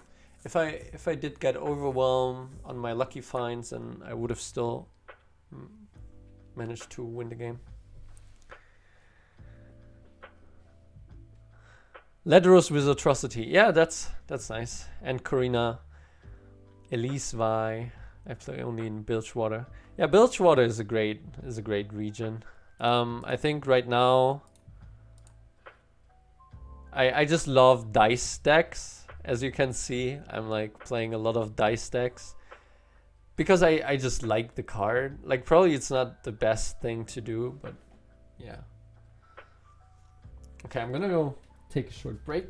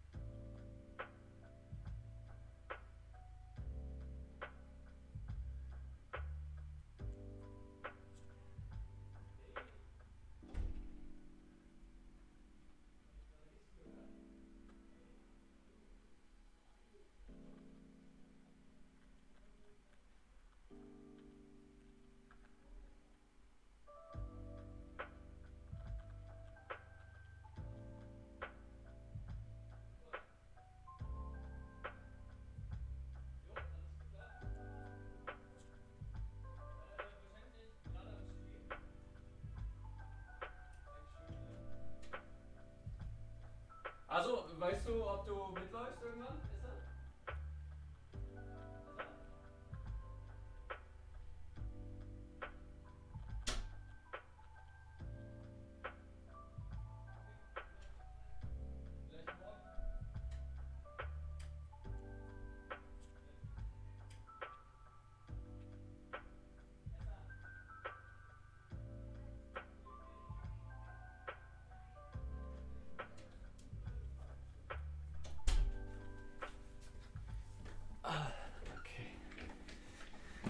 Asking some people if they also want to join for a run. So far, everyone's too lazy, of course, as always. Yeah, if you don't play for a long time, then there's a lot to catch up for sure. Like Elise Vi. It's an interesting, like, I don't know if there's any new cards that help that deck. It's like a tempo-oriented, like tempo control, tempo/control type of playstyle. And Bilgewater. And Bilgewater also, I don't know. Elise Vi, you could play with the new card, which is like concurrent timelines.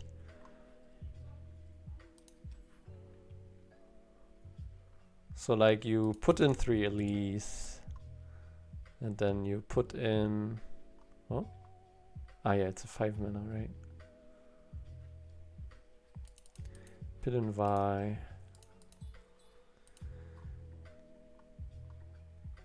Then you put in 2 concurrent timelines. Put in 3 Ledros. Because actually there's a fun combo. Concurrent timelines, for the rest of the game, the first time you play a follower, each round, pick one of 3 followers with the same cost to transform it into. And that means if you play Ledros, it can transform into Dreadway and immediately kill the opponent. So that's kind of funny. And a bit unfair, one could say. But hey, who's here to judge? If you play this, maybe you can even Rekindler because you Vi. What would you do? Like a lot of spells for sure.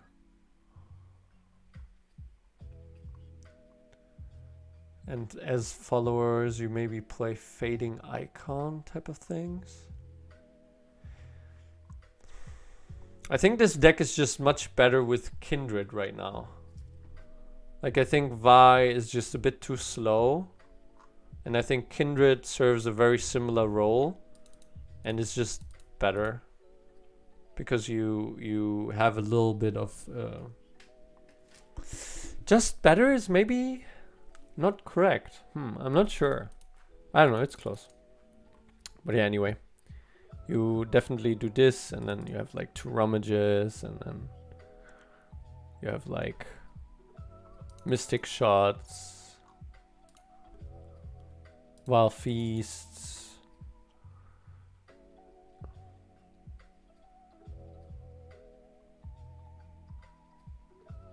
Chump Worms, because Chump Worms they will also change into another 4-drop, but give you 2 things for discard fodder, so that's kind of useful. Maybe Champunk, because Champunk, like 5 drops should be on average pretty nice.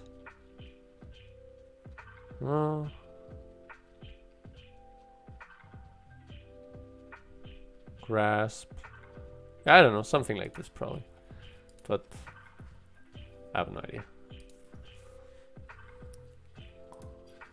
Oh, yes, okay. Now I gotta prepare for the next run. So I'm gonna be back in like 45, 50, 60 minutes. So yeah, hope you find something else to do for that while, and then I'm gonna come back and play some more. Legends of Runeterra. Maybe I'm also gonna play a little bit of Goal later, and a little bit of TFT. Yeah, different stuff. Looking forward to that. Okay, see you later, guys. Bye. Bye.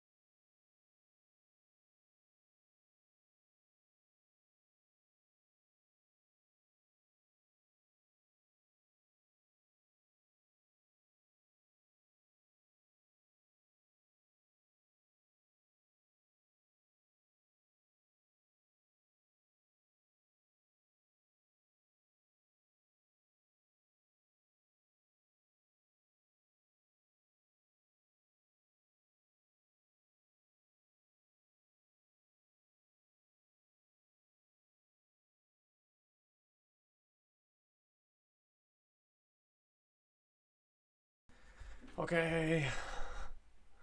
Finally, I am back.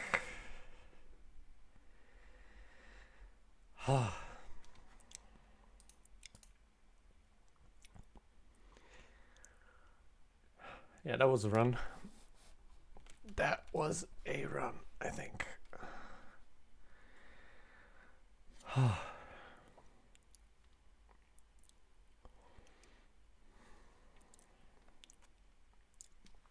Okay, so let's play some more buff Staltzir. It's a nice deck. I like it.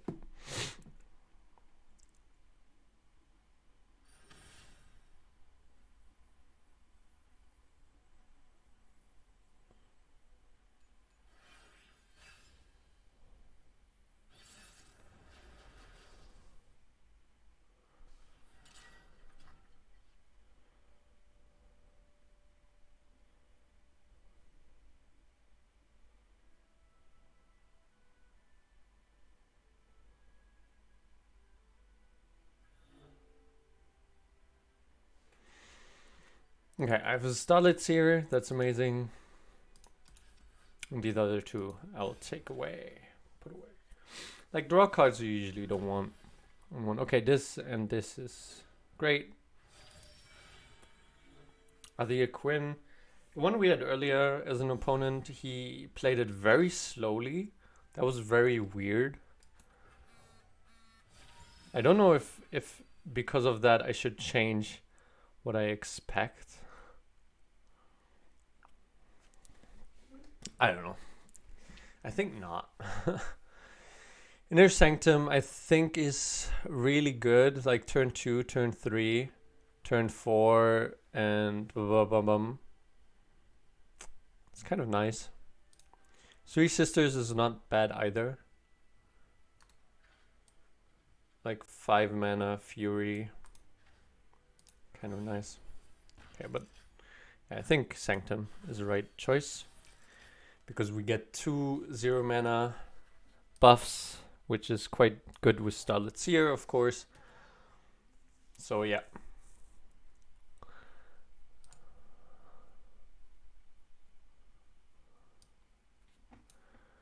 So now we have 12 miles done and 36 more to go. That's nice. That sounds better. Slowly but surely. Getting some chip damage in is really not that important. No, it is actually important. Yeah, with this deck it's actually important. Mm-hmm.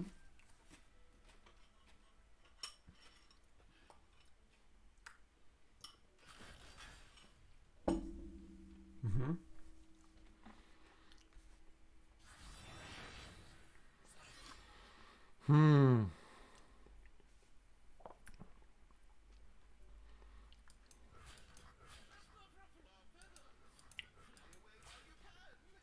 Could do it like this. The problem with like this is if he buffs this one and I defend this, that's an even trade. If I do it like this and he buffs this one, and then I do the statute, the buff doesn't stay at all, so it's not an even trade. Is that right? Yeah, I think that's right.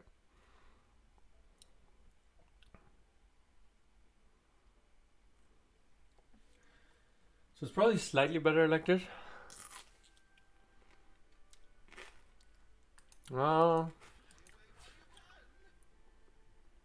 No, I think like this actually. Because if nothing happens, then I can still sacrifice this, right? With Right of Calling. And that's actually important. So, yeah.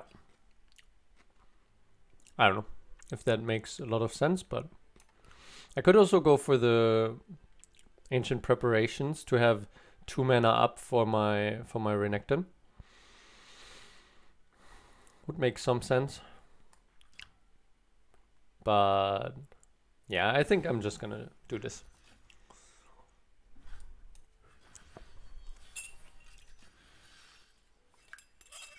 Oh, wow, nice. Okay, this makes it more complicated. I think, yeah, I think I have to start it here then. Like, this is too good. Like, to get double the buffs on my deck. Like, the only thing that would be bad would be a Xenotype on top, which is like 40% or 30. So it's still a little less likely than average. So I think that's fine. And even then, it's not too bad. Like, it's still very valuable to get additional buffs. Yeah, I'm not sure. Okay. What do I do here? But this is so many buffs.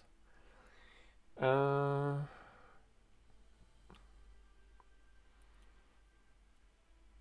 don't know.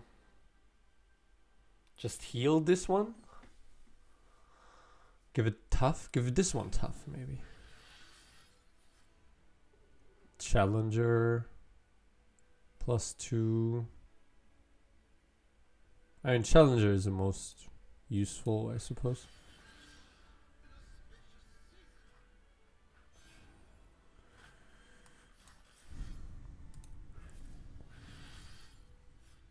Quick attack.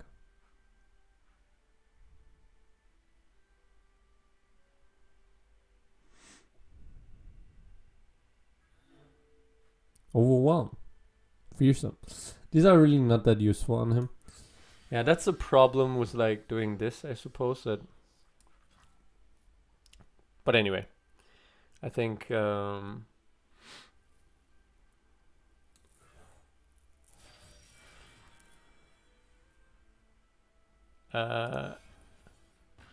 which one did I pick?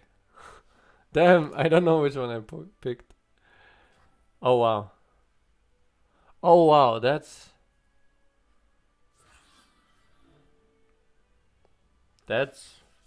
not bad. So yeah, I think I should have expected such a thing possible. So yeah. So I should have left mana for Ancient Hourglass open. That would have been quite. It was very good of him. Like I think he passed. Yeah, I lucky find it, and he passed. When I had 2 mana, that's great. So he basically played around Ancient Hourglass. Smart. I mean, he should do that, but it's good to do that.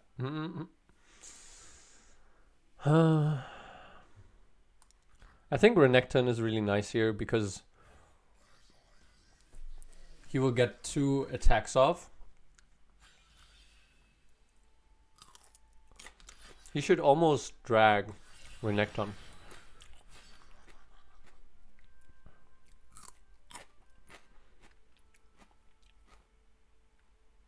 This is weird. This attack is if Sandcrafter attacks. True. That makes it far worse than I thought. I thought it's basically also that when you attack, it's not that, so it's not amazing. So if I block like this, I might Ancient Hourglass this. No, I definitely don't. Oops. I'm thinking. I maybe should have played Rite of Calling before, but actually I'm still not sure how I will use it, if I really want to destroy my mana or destroy a Crackling. I think it's kind of fine too.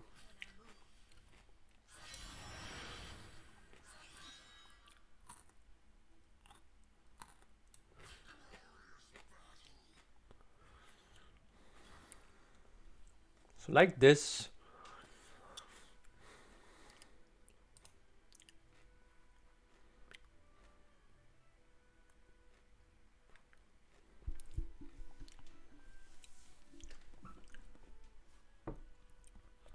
Then I just open attack. Next turn, I suppose. Then Fury. That makes sense. So I block like this.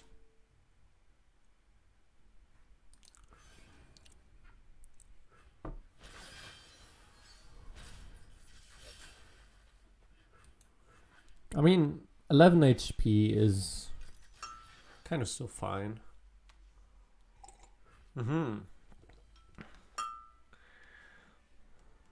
Oh, that's amazing. So this is basically perfectly...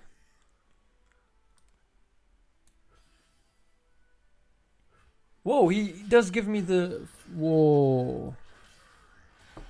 That's great for me.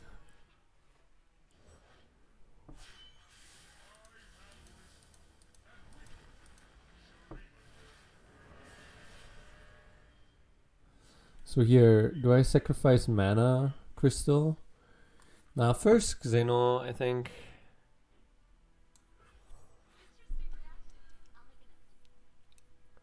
And then sacrifice mana crystal?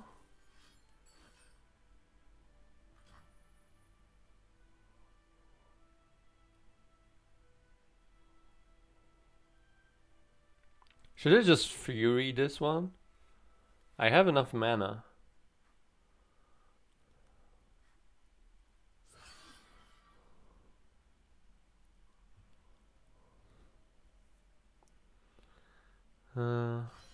No, I think I should Ancient Hourglass so that there's no free attack at all. It's probably correct. This is complicated.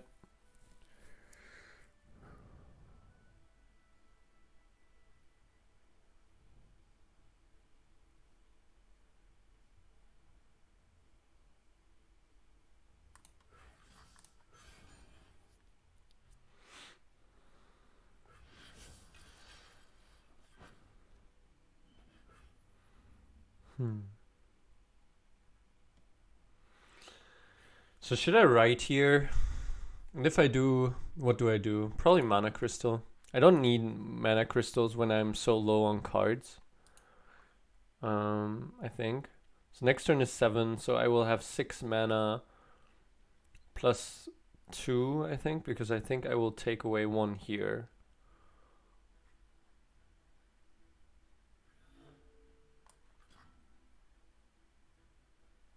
But that's fair. That's 8. With the 8 I cannot play the champion and do something fancy with this, but that's fine.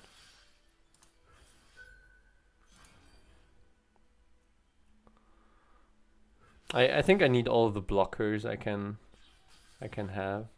Wow, that's interesting. It was really a not buffed up Renekton. That's weird. That's weird. Not buffed up.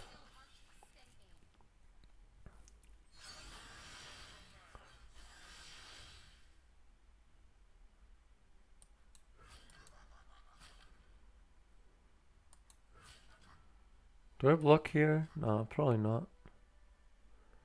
These are more important block targets.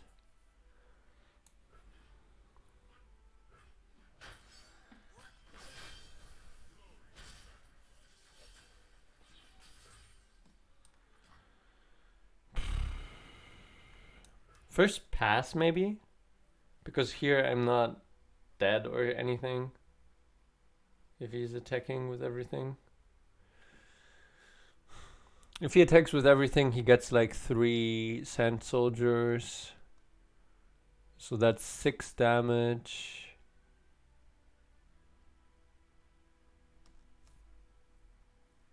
But I can even block one of them, maybe. Yeah, so it's kind of fine. But I can also play Renekton.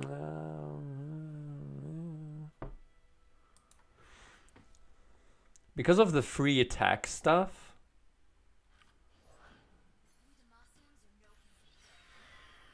Okay.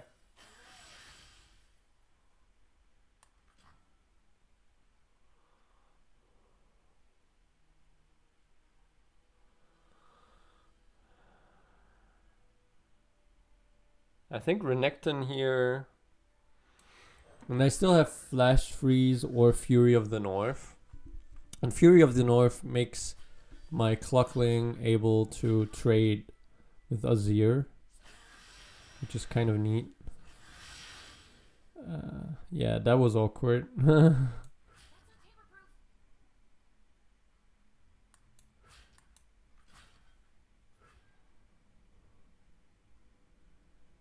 But I don't know, maybe this is fine.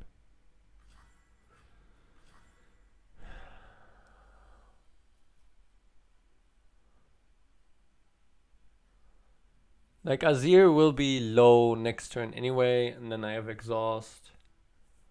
So there's also even a argument to play Fury of the North on this Clockling instead. And there's also an argument to just pass here.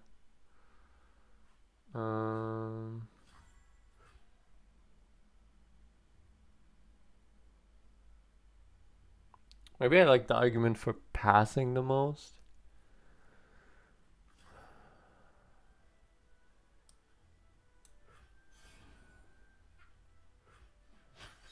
Okay, this means that he doesn't have sharp sight or stuff like that, most probably.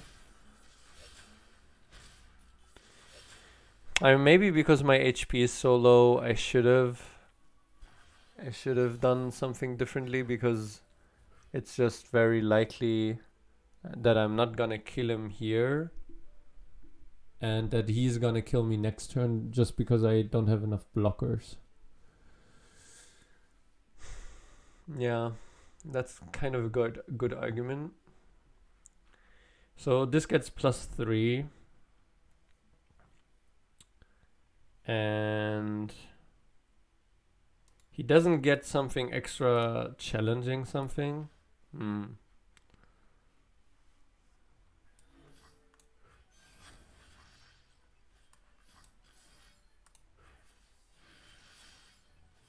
would be so cool if it was possible to get lifesteal. Like, then this would be super overpowered, actually. Like, crazy overpowered. Yeah. So I guess it's kind of logical that it doesn't. Quick attack makes some sense. Spell shield makes some sense. +1/+1 makes some sense. Most probably I won't win this game, so this turn, and that also means I probably won't win this game. So yeah.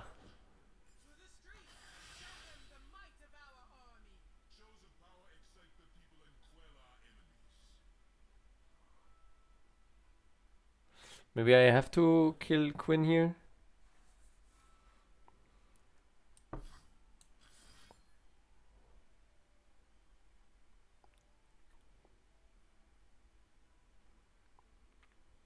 I think I don't even have anything in my deck that can win the next round.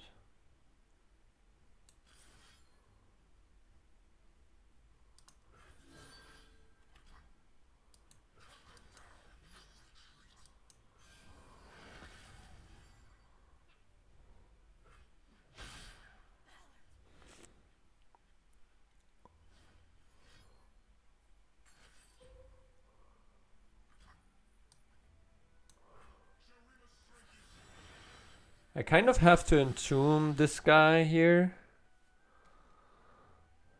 And then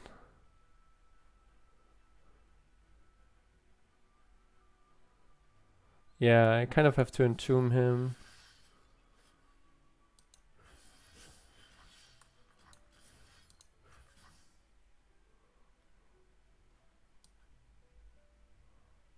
Because he's summoning another attacker. Every attacker kills me. So I need to get rid of him now. Otherwise he can just open attack and kill me. Here, this open attack probably kills me. Now it definitely kills me. Okay, great. Damn. Damn. Okay, but now I understand why this deck is slower than I would imagine. It has all these payoff cards. That's interesting. That's interesting. So it's kind of a slow deck with a lot of payoff for scout. It has scouts and payoff for scouts, essentially. Makes sense. I think Slay Control is really good against that deck. Also, this deck should be good against that, but I didn't... again, I didn't get any of the buffed up cards, so...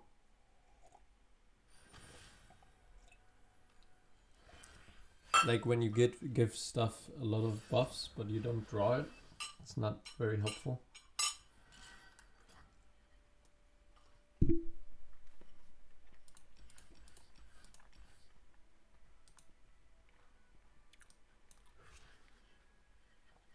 Having to full mulligan kind of makes this difficult. Oh. Okay. Oh, actually, I like my hand.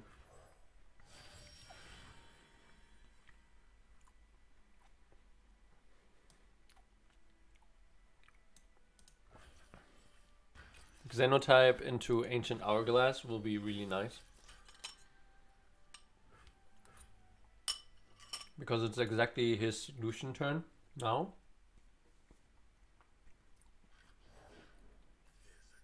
Next turn, he might do a lot of things, but with many of them,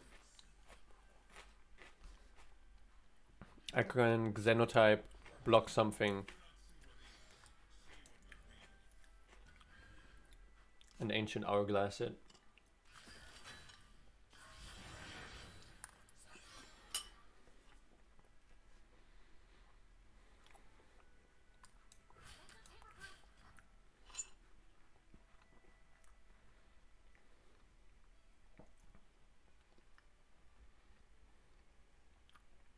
Mm-hmm.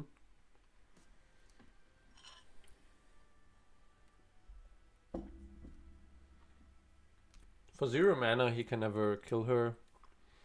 She comes back with 1 HP, so it's not amazing. But like, for 2, just imagine a spell, 2 mana, grant 3 random allies in your deck +3/+3. Sounds pretty insane, no? I think that sounds pretty insane. I think that's what I'm gonna do. Because when I'm summoned is her condition, and so she gets summoned again next turn. I think I'm quite happy about that. I would be more happy if I had a right in my hand.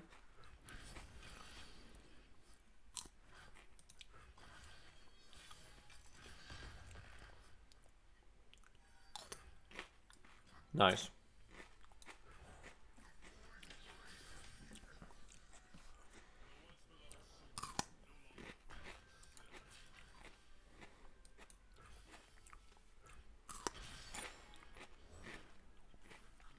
Seven damage. That's nice. I think this guy will become quite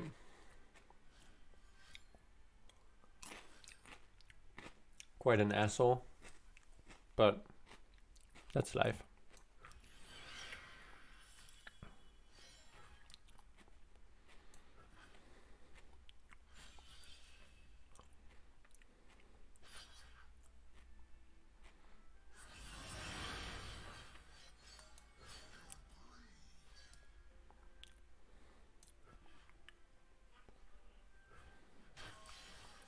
So this will create immediately a new... Like, he messed up actually a little bit. Because he should have also attacked with Lucian probably. Because his Lucian is already... Like, it's not necessary to make this a scout attack. Like, this was not necessary at all. Like, that's what a lot of people with this deck make do wrong.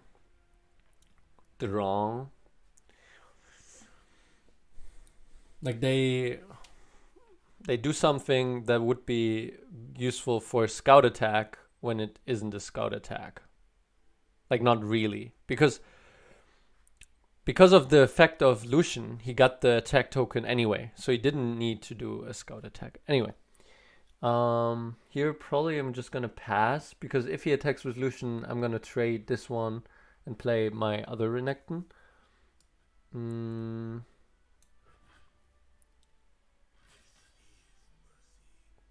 But he kind of really wants to do that anyway, because he's getting more guys and he's leveling up Azir already, which is really a headache. Anyway, probably like this. I don't know. If I draw into right the next turn, I'm gonna be really angry. No, actually I'm not.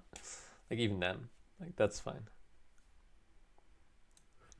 Maybe I should have played Inner Sanctum actually, because even in this case, I will play Inner Sanctum and play Renekton next turn and buff him up.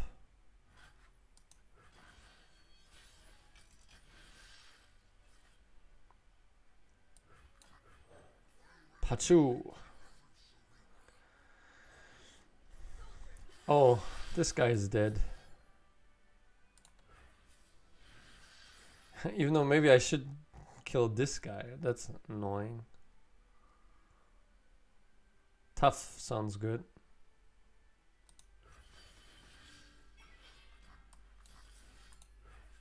Maybe +2 attack or something. Quick attack. Fearsome. Quick attack sounds good here.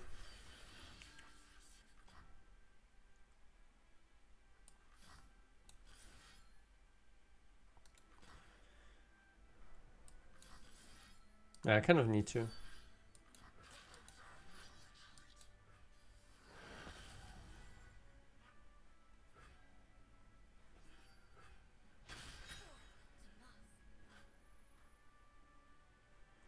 Do I don't think I want to play it this turn, because I don't know what else I want to give Renekton, because I have this as a challenger giver, and I have already tough. I have 5 HP. Yeah, I don't know for what I would want more than that, so I think this is fine. It's reasonable, at least. This is annoying. Like, the bad thing about my deck is it's really not going wide, which is okay, but I mean, maybe I should have killed Azir. I don't know. It's like difficult to say kill Azir, like, in that spot. Sounds weird. But now here we are. And I don't have anything to defend myself again, except this Renekton against the world, essentially. So I think I need to exhaust one of these, which is really weird. So he's gonna have 4 of those, and they gonna do 4 damage each, which is 16. So this is not really gonna help. I need to defend this. Yeah, so I kind of can surrender.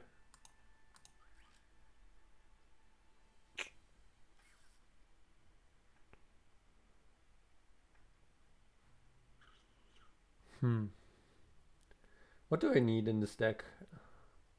Maybe I need that card, kill the biggest and smallest enemy. Something like that.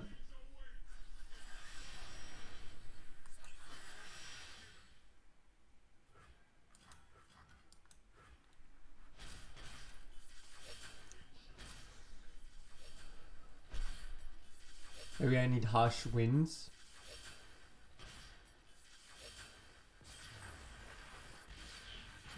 Blighted Ravine.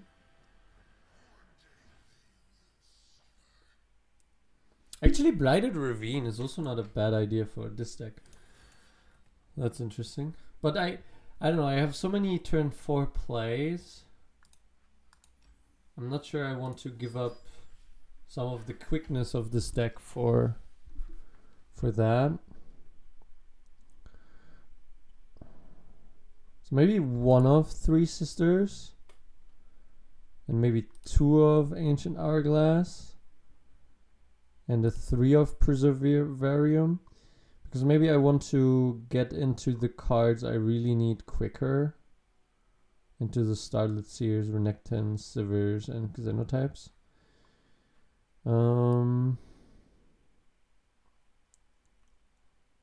But yeah, maybe I should have like Brittle Steel stuff more. Okay, what kind of draw options do we have?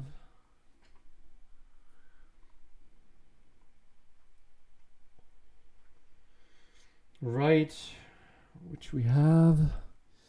I mean, we could entreat, but it's 2 mana. Crazy.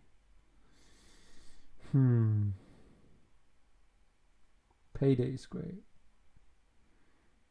Maybe Preservarium and Treat.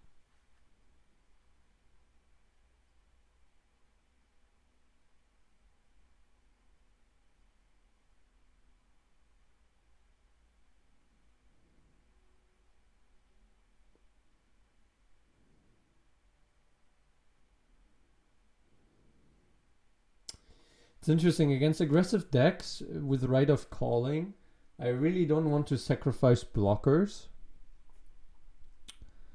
But I also really don't want to sacrifice Mana Gem because that creates it so I have less answers.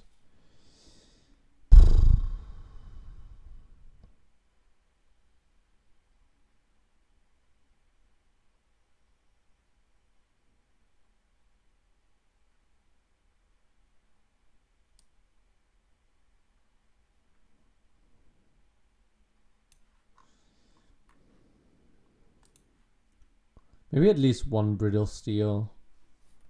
Kind of useful.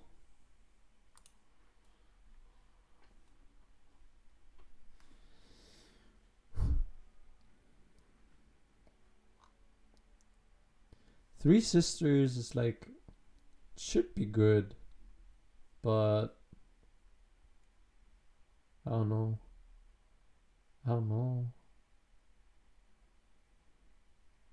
Maybe I don't need any Ruthless Predator, because I anyway get that from having multiple Renekton's and stuff. And so I play the buffed up Renekton's, and then the not buffed up Renekton's I use for that kind of stuff. Also, I can get it from Payday and from Inner Sanctum. Yeah, I think that's reasonable. Okay. That's good. It's good to find something like that. And then maybe true Troll Chant, something like that. Like Troll Chant is actually amazing, and I don't have it yet, so. But I don't know, there's definitely a call for like Ice Shard and stuff like that. Yeah, actually Ice Shard with Shared Spalls is kind of good, so.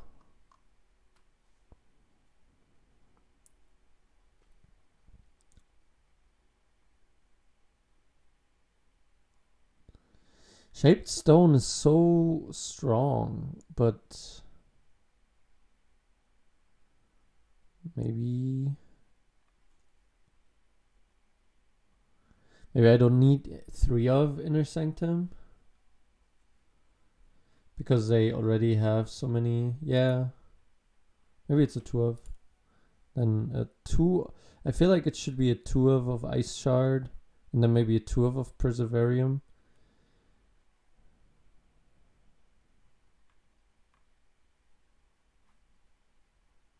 And I have a little bit more defense against aggressive type of decks. Stroll Chant and Ice Shard. Ice Shard is helping for shared spoils, and so that draw is a bit more consistent, and so maybe I don't need Preservarium. Okay. I don't know. It's very, very close deck making for sure. It's always interesting when you try to create a new archetype. You mostly lose because it's like it's very difficult to make a new archetype that is on par with all the existing meta decks. But yeah, I don't know. So maybe I should keep the exhaust for like Teemo, so that I can kill Teemo with Starlit Seer. So basically I float turn 1 and turn 2 I play Starlit Seer into exhaust, kill Teemo. If it happens, it's great. Kind of needs to answer with something like Troll Chant. And that's a 1 mana for 2 mana, and also I get a buff exchange, so that's great for me. So yeah, I think I'm gonna keep it for that situation. Okay. I mean, if he doesn't have Teemo, I'm also not unhappy. I mean, now obviously this card is much less important, but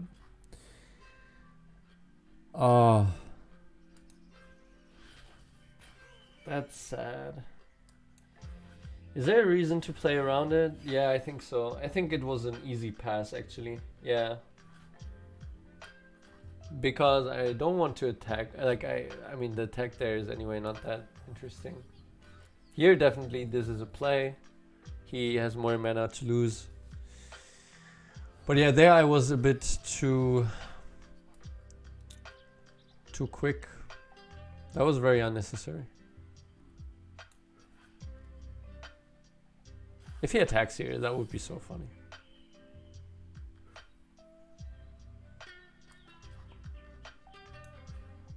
Do I just play Xenotype again? I think I don't need that, because I can also just play Sivir and get a little bit more damage in for her level up, and then play Xenotype next turn. I still have mana up for Brittle Steel. Xenotype, the advantage would be that I could basically say I have mana up for that thingy.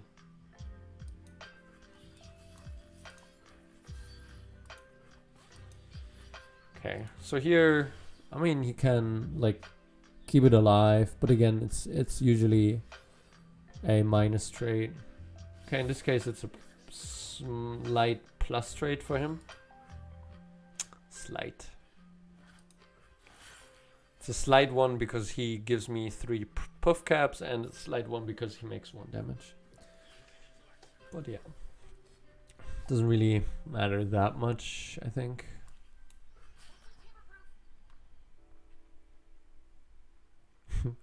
I might play Brittle Steel to make him play Mystic Shot and then Ancient Hourglass. That's like super cheeky and super unnecessary. So yeah, don't do that kind of thing. Don't you dare do that kind of stupid thing. So yeah, play Xenotype now. That's reasonable.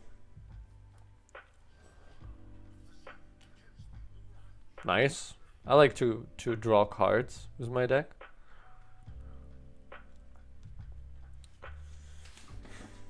Even though I don't like drawing into all 3 exhausts this early. That's... And I did this now a few times actually. So that's like really annoying. Like I would much rather draw into other stuff first. Like Starlit Seers, I mean, I did draw 2 Xenotypes, so I should be, you know, I should be a little bit grateful for that, for sure. So maybe I attack Puffcap Paddler, but with which one? Which one? Okay, I don't know yet with which one, but he did use already 1 Brittle Steel.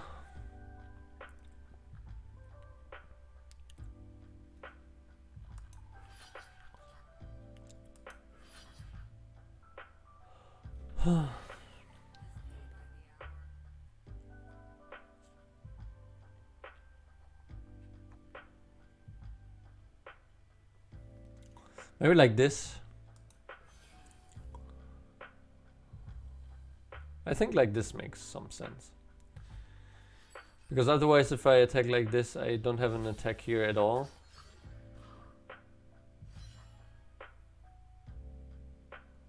Okay, he did have the other Brittle Steel. But I mean, he can also use Brittle Steel to crack her spell shield, so... I don't know if I'm too unhappy about this. I might go for Fury of the North on her.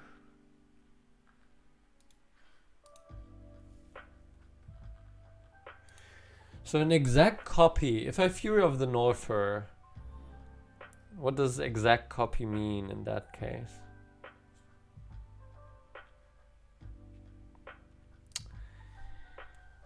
I think I don't want to find... I kind of need to find a way to use my mana. Like...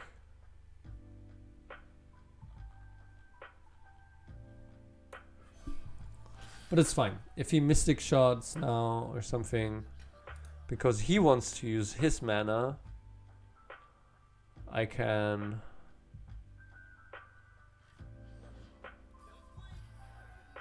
Also, I can just...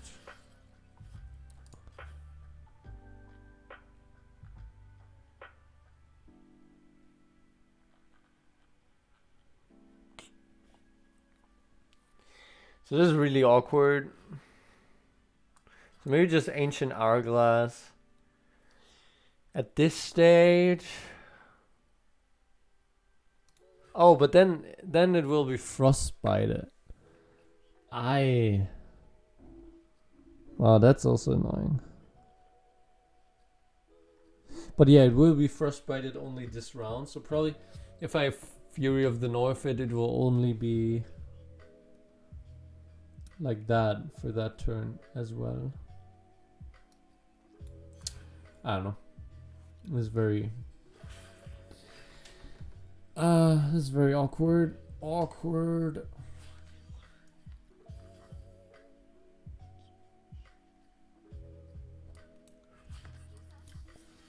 Okay. This is quite nice.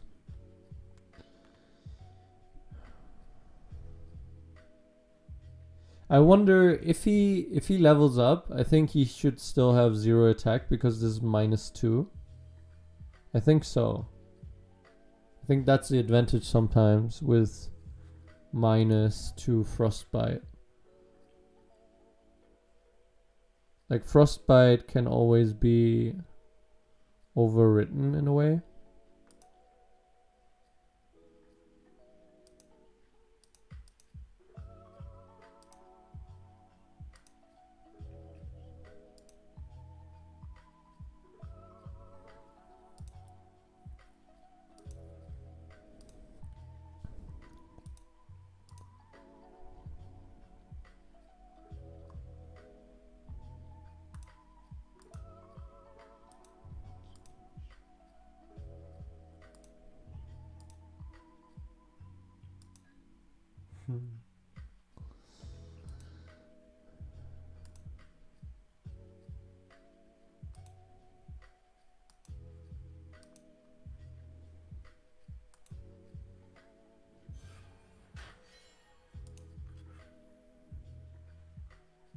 Fair.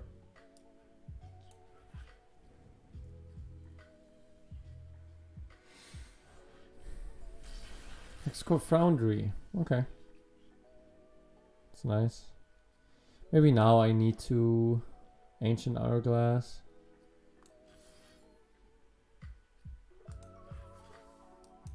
Like now he has really few cards. Yeah, great.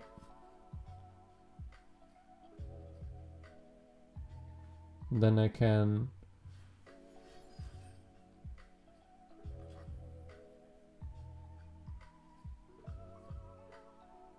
if I entomb it.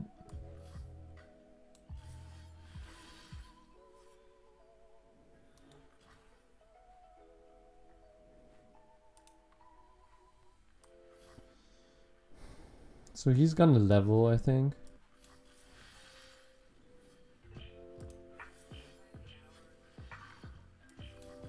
It's really annoying that I don't have Starlit Seer on my board. That would be amazing.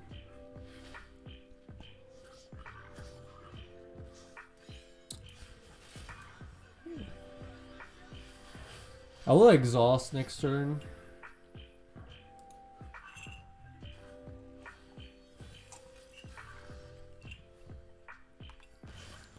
Okay, now there's a Starlit Seer. Oh my god. Okay, this is amazing. Oh no. I mean, this is awful, but it's also amazing.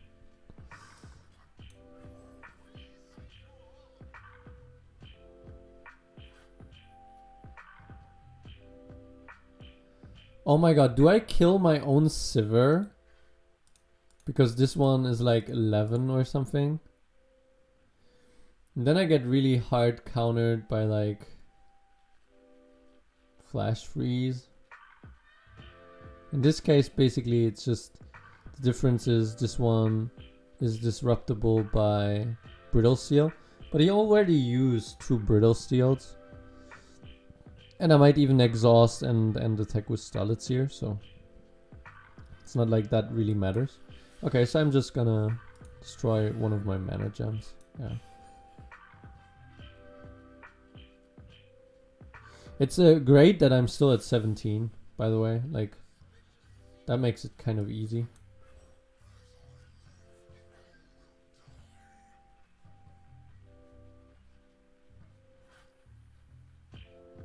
So, for sure like this. I'm not sure I'm gonna attack with this. Did he also use a Flash Freeze at some point? I think he did. I think he did use one Flash Freeze. Brittle Steel. Oh, maybe not. Ah, damn it. And he also didn't use proactive cards. These 2 cards are basically pretty reactive cards for sure. They are maybe something like Thermogenic Beam. That's possible. They're definitely not Mystic Shots.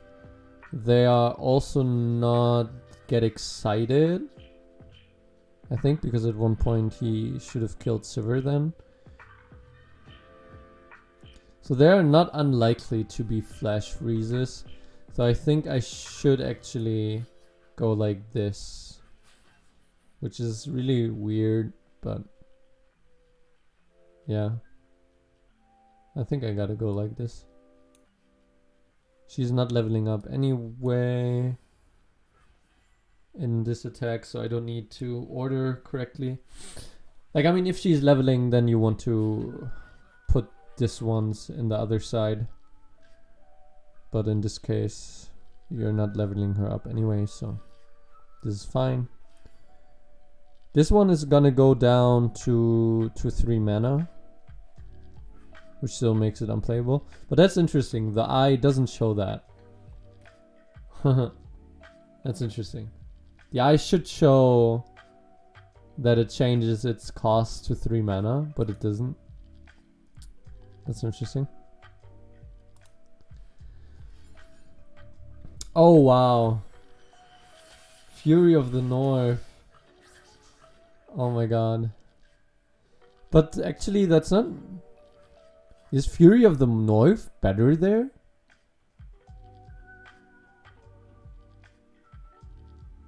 I think not.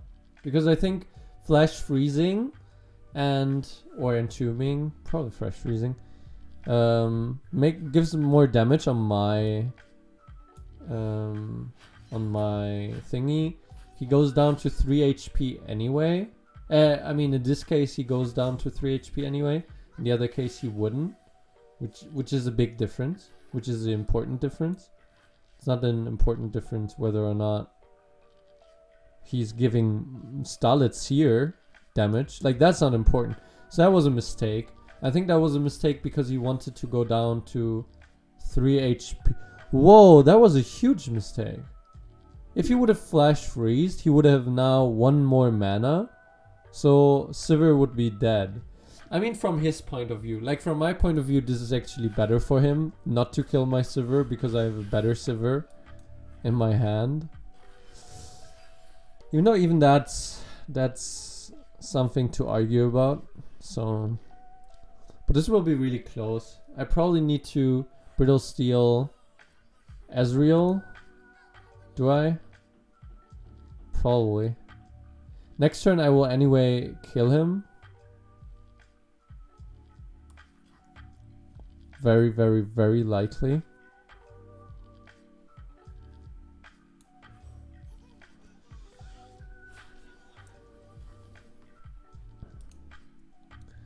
So right now the puff caps, yeah. I mean, the puff caps are bad, but they're not too bad. If he has another Lost Sisters, or what's the name of it, then he will win here. He would have won here, but 3 Sisters. Oh no, not even then, because he wouldn't be able to use Mystic Shot from him. Okay. So here it's a question, do I use this one? I mean, it's just 5 random damage. This is really strong with Funsmith. Like, I've been thinking about doing a Funsmith deck where you look for the Sivir's ricochets. I don't know if that's really that useful. It's just funny because it will make every 1 damage that you deal into 2, and to deal 2 damage 5 times is actually amazing. But to deal 1 damage 5 times, that's actually just worth 3 mana. Like, this is not... Like, this is 6 mana, and only if you Reputation, it's 3 mana, wow. And then it's like... That's how much it should cost from the beginning. Which means it's super bad, because 3 mana means you can use it early. 6 mana means you can never use it early. And later it will be cheaper, at which point you don't even care. Like, it's... Yeah, they just messed up with the Reputation keyword. Like, it just doesn't make much sense in most of these cards. More or less. I mean, yeah. Doesn't mean the card will never be good or never be abusable in some way, because if you have something that catalyzes the damage you deal, then something that deals damage 5 times will always... There's always a potential it will have some... Like, if this is a Mystic Shot, he should definitely just Mystic Shot my face right now to give him a spot to be able to win the game. And I'm not sure if I should do this or not. This is really complicated. Probably I should. There's a chance I could Teemo, which would mean... But then I should have done it before, which shouldn't make me not do it now. That's like the same in Go. Often you do something, and then you're like, oh, I should still do this thing, but it would have been way better to do it before. So now I kind of feel stupid to do it now. Okay, at least I level up. But did I even touch like the Nexus or something? Wow, this is like the worst one. This is exactly the worst one. Like, the other way around would have been the same. Like, this one at 1 and this one at 2. But this is exactly the worst one. I mean, also... Okay, also hitting this one for 1 would be similar. But like not hitting the Nexus even once and not killing anything, that's basically the worst. The best would have been one here, another one here, one more here, and then the fifth, you guessed it, also here. That would have been the best. He would have been simply dead. But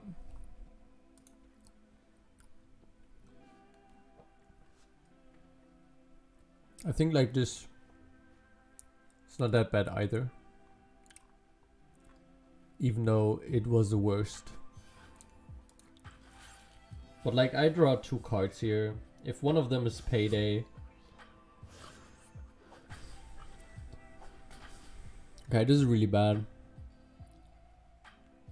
Wow.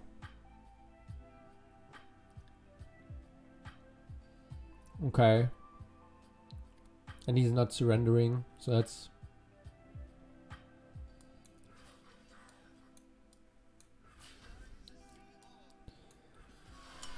Let's hope he's just for fun not surrendering. If he doesn't have a flash freeze, he's dead.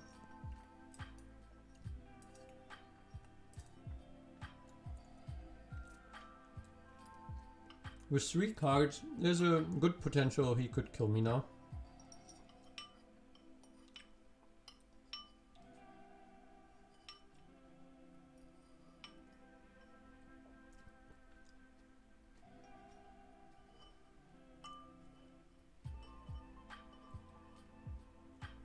If he has flash freeze, then I will lose. Almost no matter what. If he has Entomb, probably he doesn't run. So 3 sisters, let's say. It's basically the same as flash freeze. So if he has flash freeze, he wins. Because then he can just flash freeze this and block all the others. Gets no damage. What do I do then? Nothing. He doesn't have it. He lets the time run out. Great. Woo. Whoa.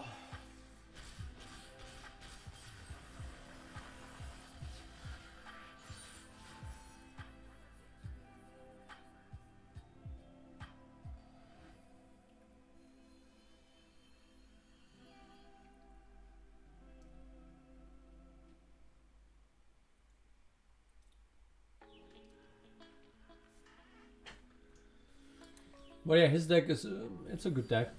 Looks like a good deck.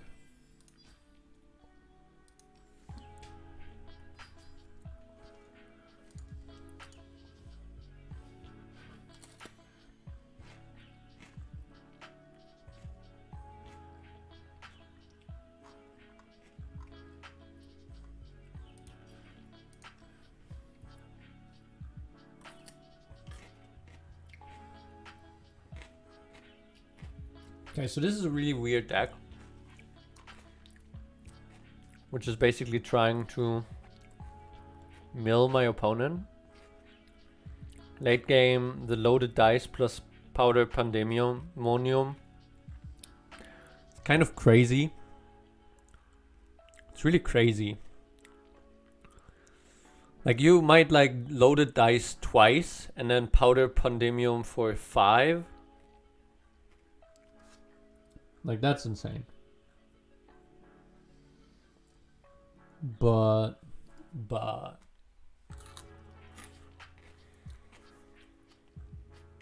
then Hexcore Foundry, Veteran Investigator.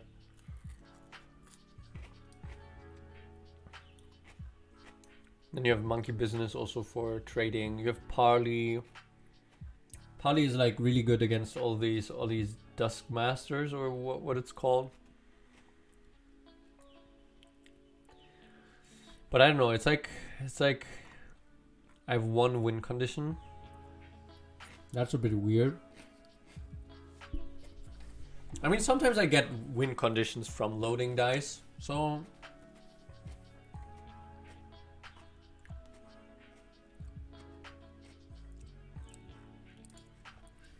I don't know which version is the best one. Like this is really without any champions, like really quick.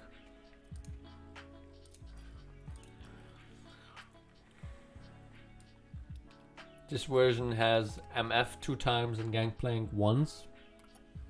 It's like also really low on champions, and this one is a bit more control-y with like mystic shots and iterative at least once. Boom cruise. Yeah, this one I think is worse even. Plunder Poro. It's really complicated to build this deck right. This is probably the, I don't know, just one Gangplank.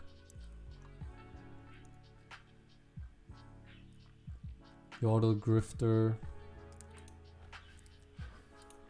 I don't know.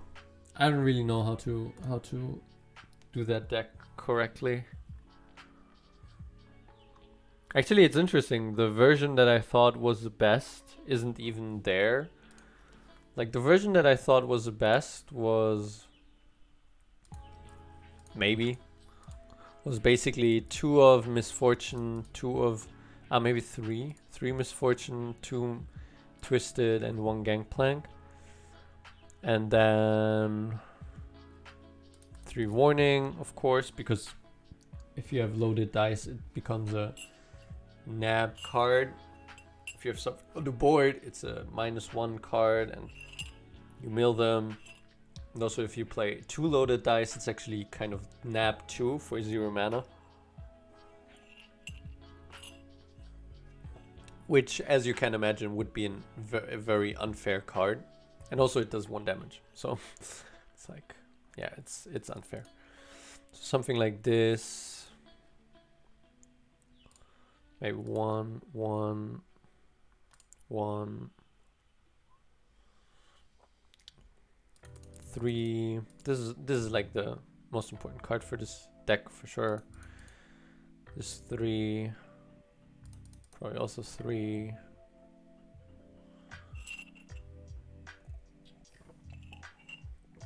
Do you need draw? Do you need draw? Card draw? I mean, usually you do.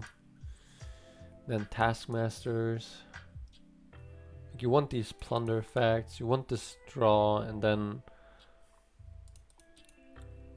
the 3 loaded dice, 3, and Pandemium like 1 or 2. And then what do we cut? Probably we cut like all the Fortune Croakers, because we have Hexcore Foundry. We have enough 2-drops to not need that one. Maybe it's a one-off.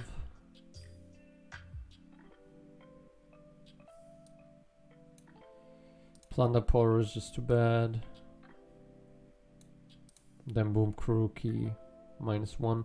Like, to have a little bit additional draw might be useful, but like 3 of Boom Crew or 2 of Fortune Crooker would be what we have to think about.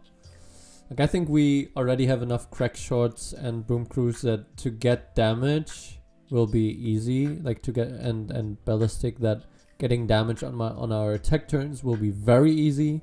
Getting damage on our not attack turns, somewhat okay, but it's not necessary because we only have 1 Gangplank, so it's not like his level up is like the only thing we care about.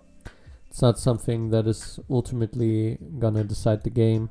Powder Pandemium, Monium is gonna be really important, and all these powder monkeys are gonna, well, hopefully kill him. Or if not, then draw his deck out.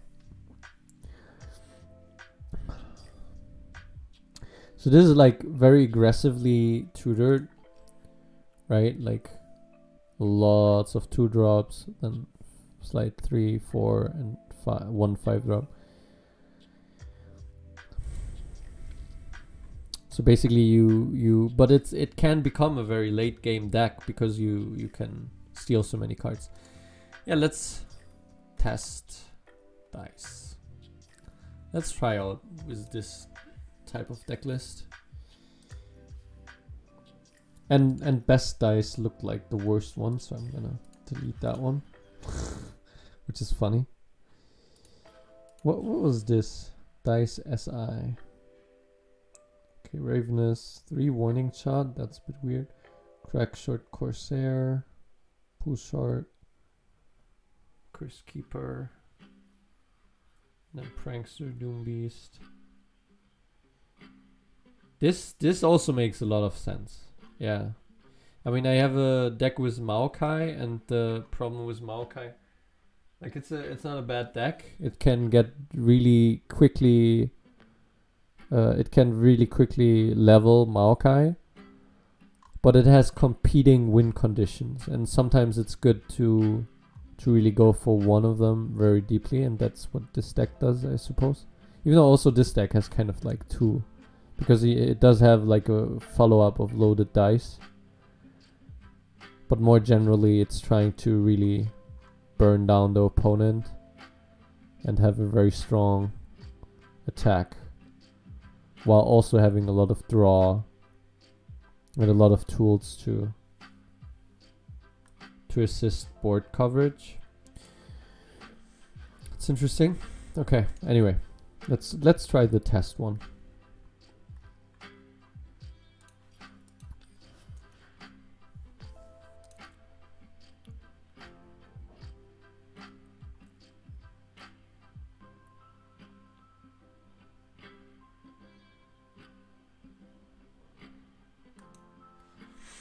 Also, I'm starting to feel I'm getting a little bit tired. That's interesting. So at 17, it will be the next run, and then after that one, I'll probably sleep a little bit. Okay, so this, if they level Azir to level 3 early, okay, too early, then that's great for us. Too late, or late but not too late, will be great for them, because then we cannot mill them. But yeah, so it's actually a cool matchup. I think it's favored for us.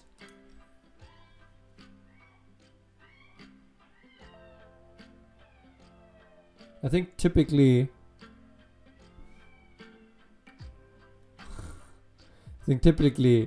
I don't need to be scared too much of their tempo, so I can mulligan away.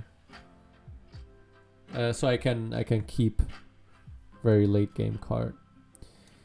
So my curve is pretty centered around like if I get a warning shot, for example, I'm kind of happy. Yeah, I think I will do this also because I want to level up the Gangplank. And they don't really, I mean, they have Doomkeeper, but then they don't have Doomkeeper for attack, so. Oh, wow. Yeah, perfect. Perfect. So I will play Jack Taskmaster this turn. It's good.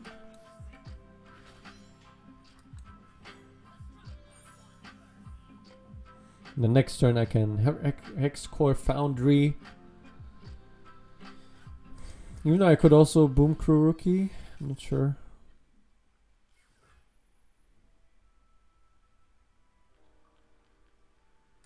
So I might open attack to then Hexcore Foundry or Boom Crew.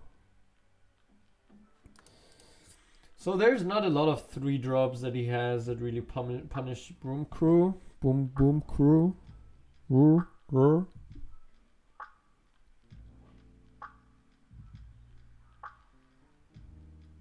But if I play Hexcore, then let him attack and answer with Twisted Fate into blue card. Then I draw 2 cards, and I'm already at 3 cards. Then I'm at 4 cards with Fortune Croaker. Then I draw into...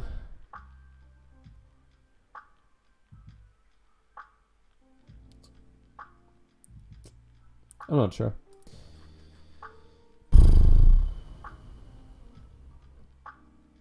Drawing cards is not too bad for him, so I'm not sure if I want to Hexcore Foundry so early. Like actually for him to draw into like the 7 mana card and stuff like that can be very helpful. This card, like these 2 cards in the same deck is... You can do that. I mean, Xenotype is a 3-drop, you don't have that many 3-drops. You can do that. Just... So I'm the deck with probably more units. So I have these attacks. For sure. I might also attack with everything. Nah. I only have 1 Gangplank, so it's not really important to do that. If I keep this one, I have it for loaded dice. To have a definite damage going in. That's great. Okay, this is great for me because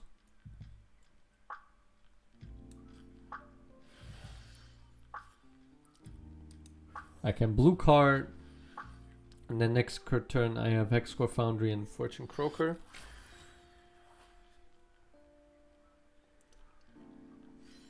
Oh wow. Next turn I have Hexcore Foundry into Twisted Fates, pick a card, into leveling him up immediately. That's crazy. And that's what I'm gonna do, right? I think he doesn't even have anything that could stop that. That's interesting. So he's at 2. This will be 2, 3, and then this will finish it off. Okay. So which one will I put away? Misfortune is really good. Loaded dice is also really good, but I think I'm gonna put away loaded dice, actually.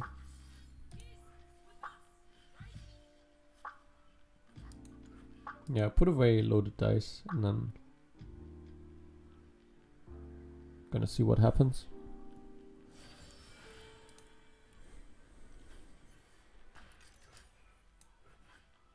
Usually, actually, you want to put away some low mana card, because then you increase the chance of drawing a low mana card that you actually can play, which is useful.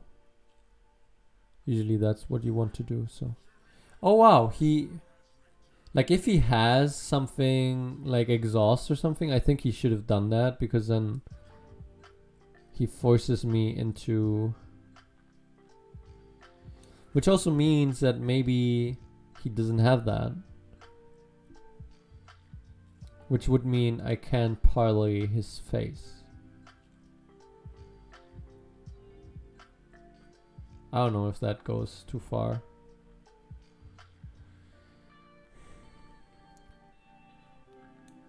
I could also just draw a card and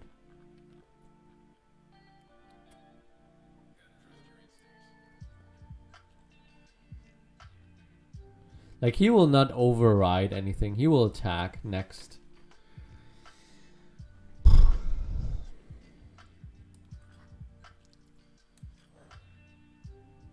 Yeah, so I will do this. Okay. It's not too bad to give up like a Taskmaster or something like that. I think it's fine.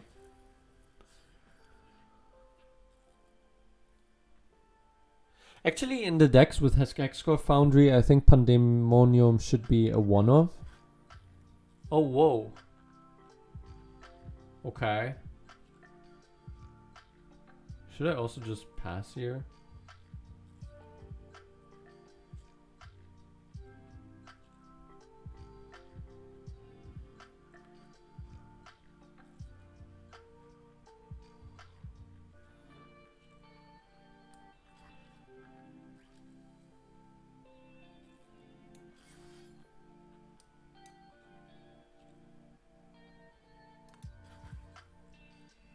So if I do this one, I can also play Black Merchant, and then I have a burst speed.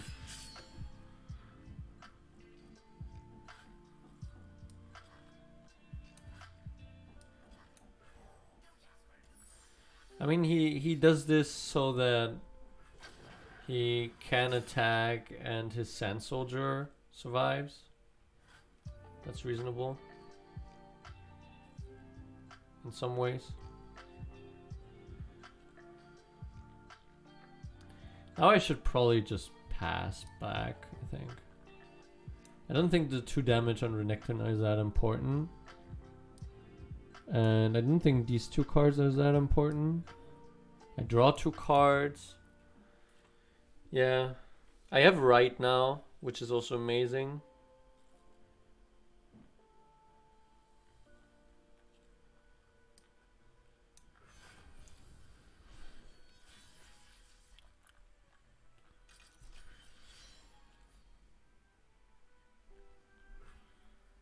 Do I play another Hexcore Foundry? I don't know. Probably not. I don't believe you need too many of Hexcore Foundry. I hope Lost Dice, or whatever the name of the card is, comes up soon.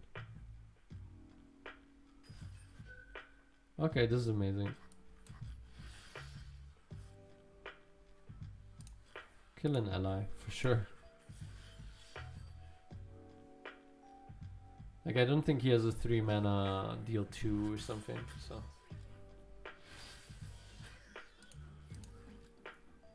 So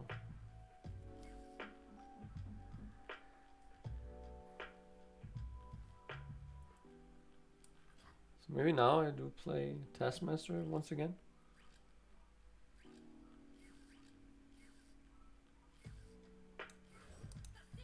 Maybe.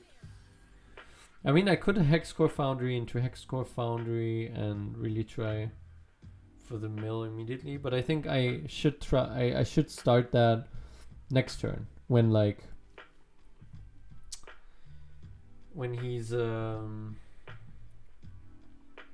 after he attacked, basically, so that he has less options to like really overwhelm me next turn. Which is unlikely, but like he's probably gonna level Azir. I don't know how he will level Renekton, but if he does, oh yeah, actually, would I mind that? Like him leveling both up, and then his deck becomes like a 12 card deck or something. I mean, it makes it easier to mill him, so. Oh, complicated. So here I probably have an attack because his health is so low and Misfortune deals damage to everything and stuff like that. So yeah, I probably have an attack with everything.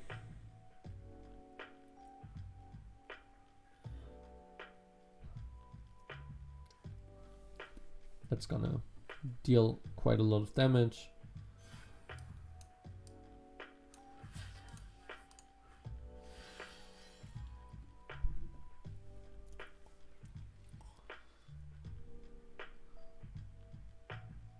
Then I can play Ballistic Bot or whatever comes up.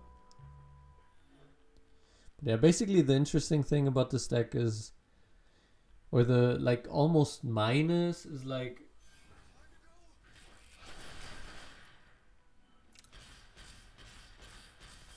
do I need the dice? Like, wouldn't the dice maybe be better as an aggressive card? Like, that's the difficulty with building a dice deck, because it's like, yeah, you should,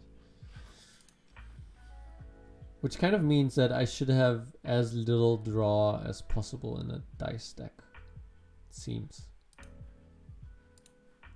Like, I shouldn't have these two.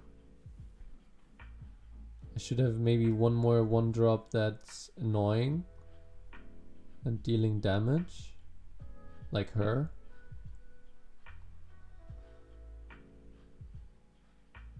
And another Boom Crew rookie.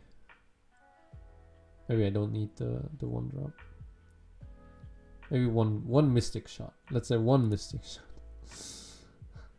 And Mystic Shot is kind of amazing, but yeah, somehow I'm not fitting in enough Mystic Shots. Is Jagged, Butchmaster, Taskmaster good at all in this deck? Not really. It's basically just for the plunder effect. But as I said, I think it should be a one-of in the Hexcore Foundry deck. The Power Pandemium, and so I don't need as many plunders, and so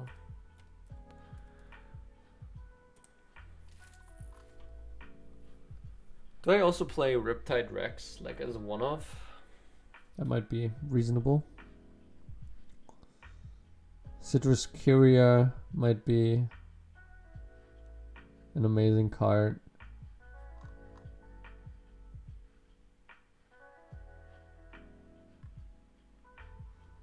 Like Rally.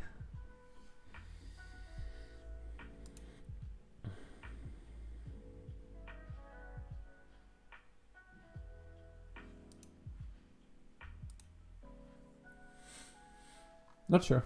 Not sure. Is Plunder Poro ever better than Jagged Butcher? Like, this is so weird, these two next to each other. It's like a 1-1 with Tough and Challenger. Woo! Like, I think that would be a reasonable power level nowadays. Like, maybe it would be too weak. Yeah, maybe it would be just too weak. Would definitely not be too strong. Like, it wouldn't be like, wow, 1-1 Tough Challenger. Like, wow. No.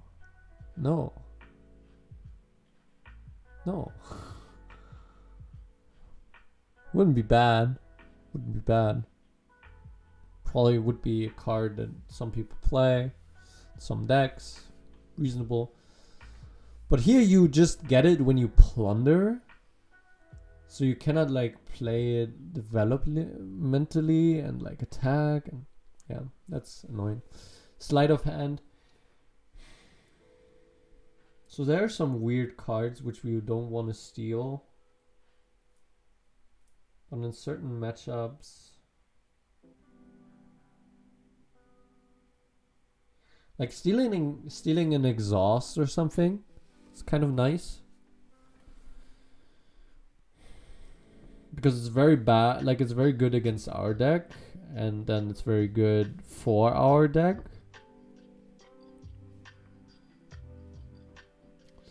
But yeah, I don't think, I think this is very slow, this is very slow. You don't want too many slow things.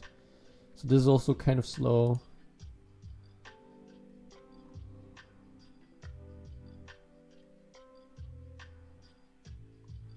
I don't know, maybe I do play one Pool Shark. I don't know, is there something better? Oh, maybe one Rummage. Oh yeah.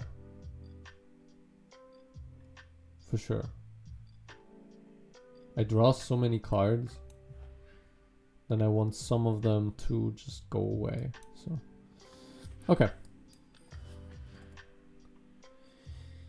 The amount of 2-drops is kind of ideal, so I don't like Jagged Taskmaster, but does sometimes help a little bit. Gets my unplundered Jagged Taskmasters to block fearsomes, and in this case, so Hexcore Foundry is great, but it's also not great. I'm not sure how quickly I can mill him. There's 36 cards in the deck. So drawing 2 cards every turn. I think turn 6 or 7, he kills me.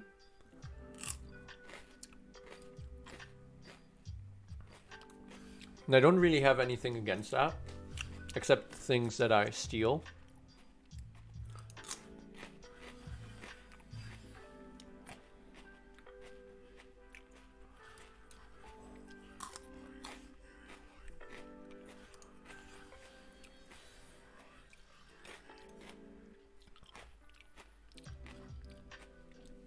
I think I don't want to. It's really good that he didn't play Frozen Thrall turn 1 and not turn 2. Because what I was talking about would be if he did.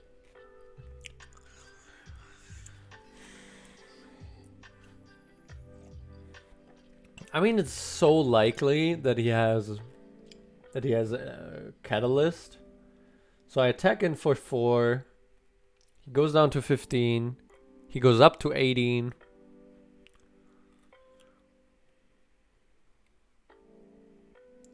I mean, Catalyst is just super likely here.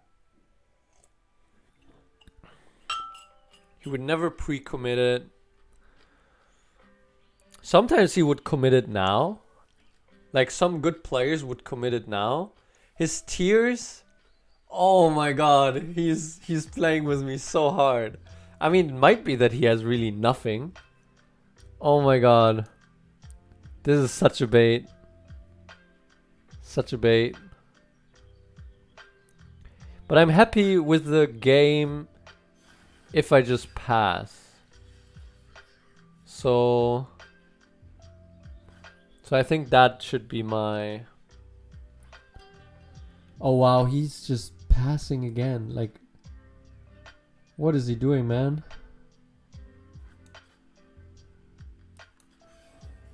Okay, Hexcore Foundry. Here we go. So now I feel like I am winning this game.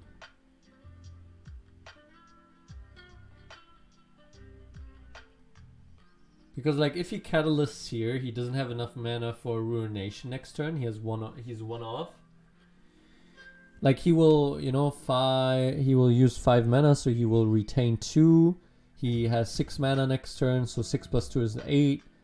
So he doesn't have enough for Ruination next turn. If he does that, so that's not super useful. So like it's useful, but I mean he might use Trundle's spell. What? Do I believe him? I think I will do 1 ignition.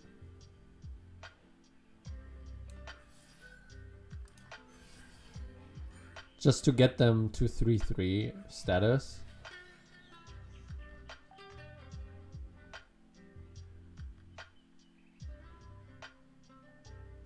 How can he have nothing? What? Doesn't make sense. Okay, he did have Catalyst. Okay, see? And yeah, he did need to Catalyst there. Like, otherwise I would have passed back 100%. Yeah, this is already kind of annoying because they're so big.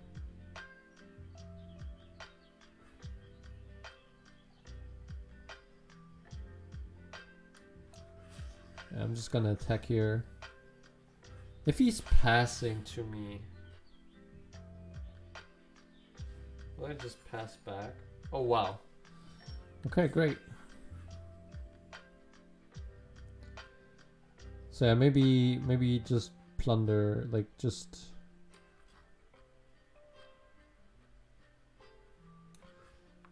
I don't know. This is quite...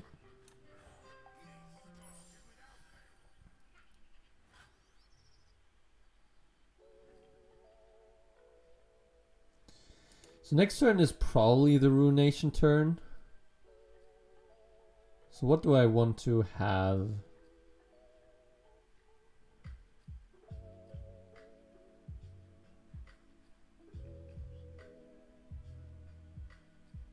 And then for me next turn, maybe should be the loaded dice turn. Oh no, actually, this is amazing. This would be an amazing thing for the turn after the ruination turn, so maybe I should go for the plunder here.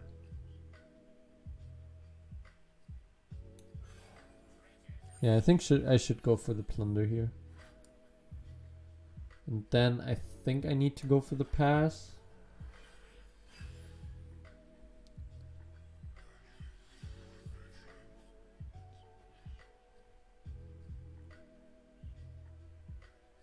I mean, if he passes here, I pass back, right? And just open attack.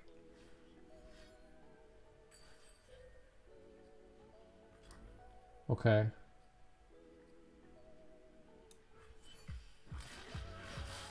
And this probably means he has another one.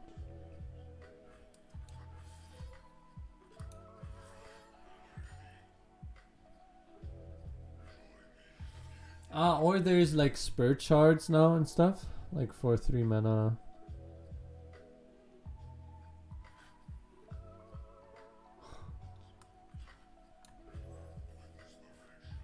Okay.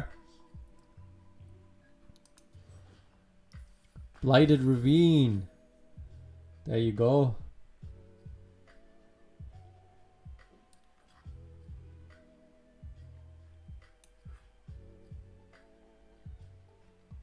So next turn, I'm gonna really... Ooh. I might steal a lot.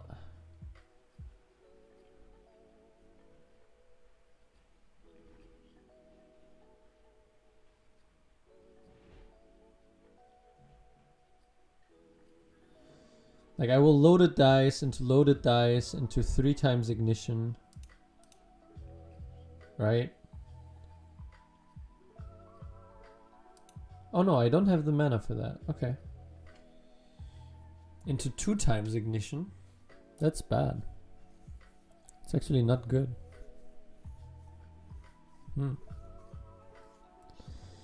Okay, so I have to wait with that. So then I should play this one.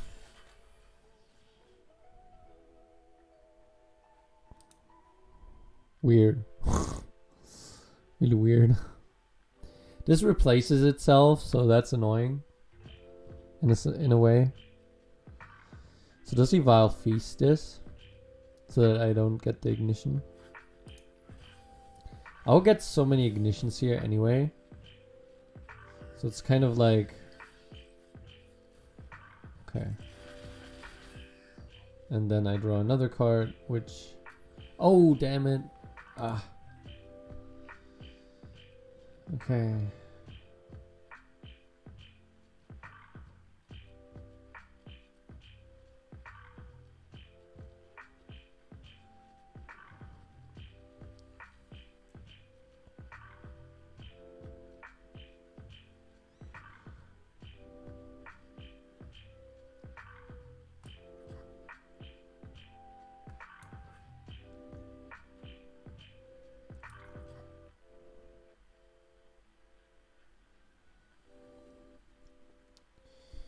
So okay, the good thing is that basically our Twisted Fate will be leveled quite quickly. Here I will basically ask him a question of like, do you want to avalanche and stuff, or do you want to accept my open attack? Like not open attack, but like my attack here. Exactly. Do you play this kind of thing?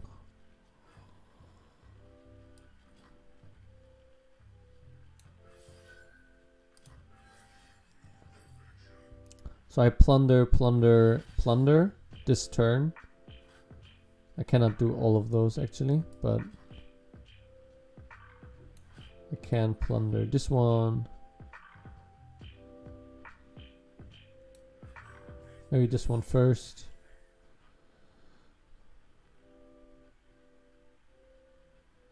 And then maybe I will pass back if he passes here.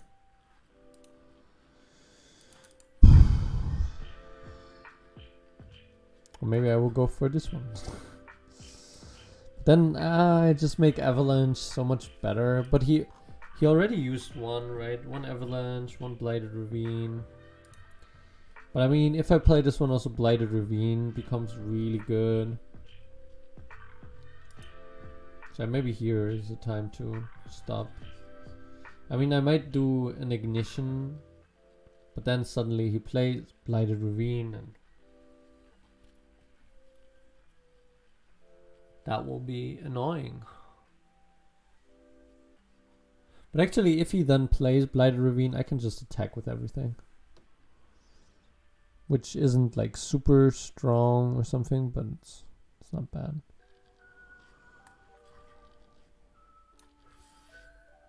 So yeah, maybe I'm gonna do at least this little trick. And he will probably pass again, and then I pass. So I got in at least one more damage than I would have on many occasions, I guess. But yeah, this needs kind of to be a pass back. Ah, damn it. Ah, damn it. Okay, do I make Avalanche the best Avalanche ever? I think I do. Do I? Maybe not. Maybe I pass here. Maybe I pass here, he avalanches, and then... Yeah. Okay.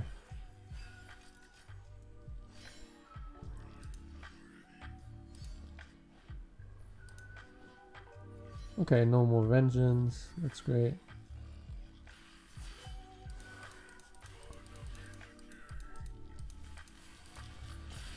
Actually, I should have like 3 rummages in this deck, I think, because like Twisted Fate level up is like super good, important,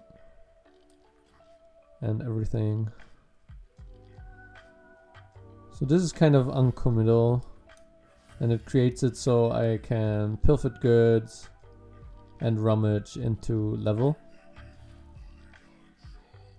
And I have this as fodder and this as fodder.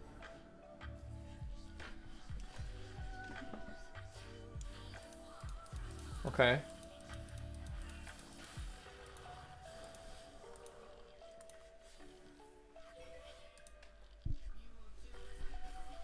So yeah, like I said, I will probably just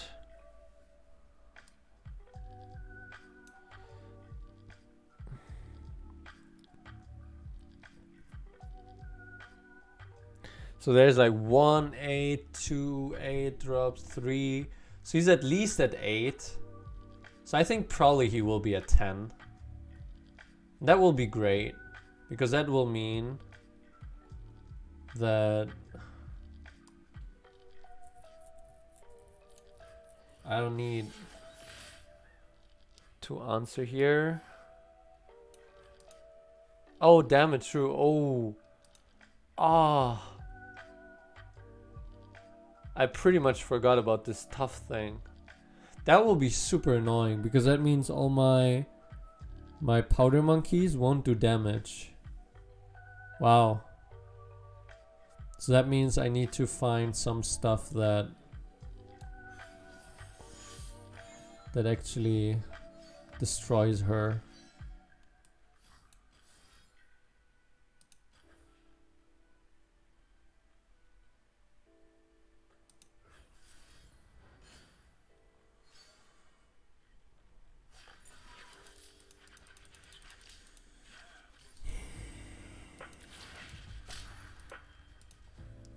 Okay, I found harsh winds, so that's great. I think I don't need to search for anything anymore then. Oh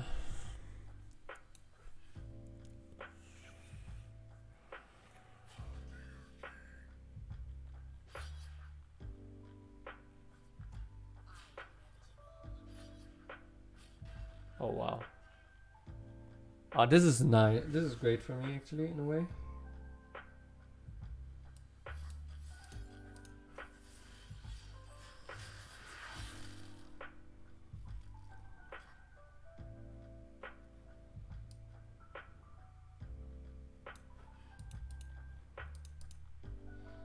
So we both have like a few cards.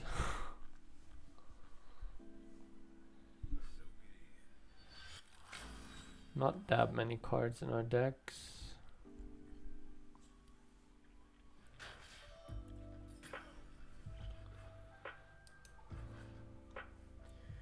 Damn, Lissandra. What can I do about it? Like, if there wouldn't be the toughness on the Nexus, I could literally just completely take his deck now. So it's pretty annoying that's not the case.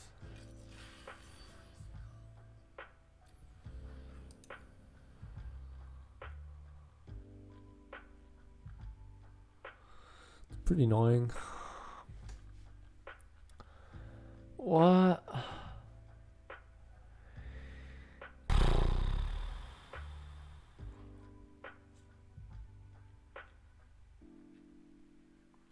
So with this I just summon 2 and they don't even kill anything.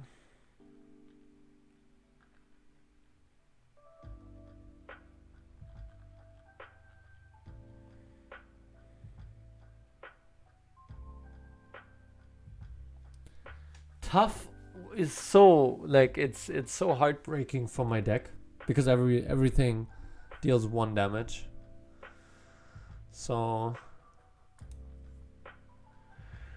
if everything deals 1 damage, everything deals 0 damage.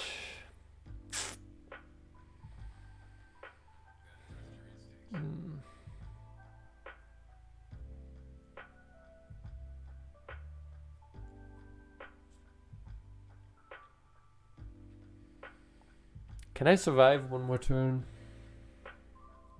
Not sure. Doesn't really look like it.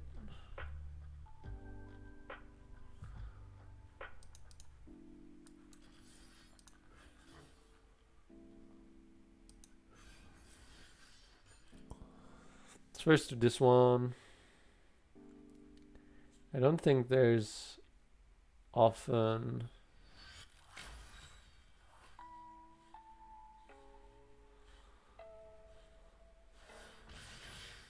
that's great.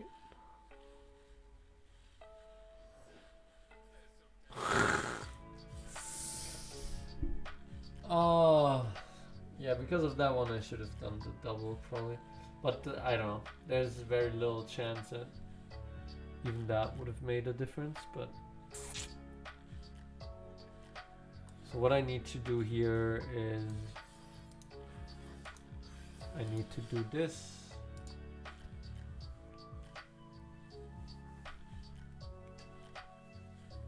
And then this.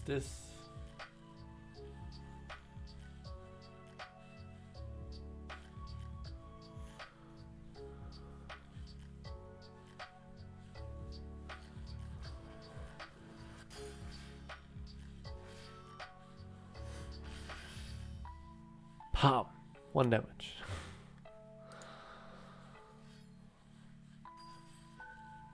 Wow. That's great.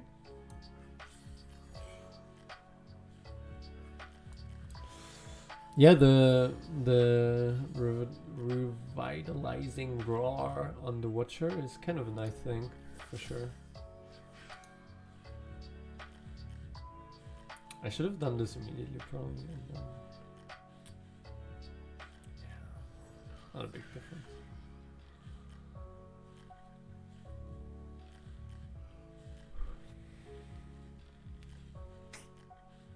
This is all because of the tough. Like, he has 15 cards left. He would be at like minus cards if it wasn't for that. So sad.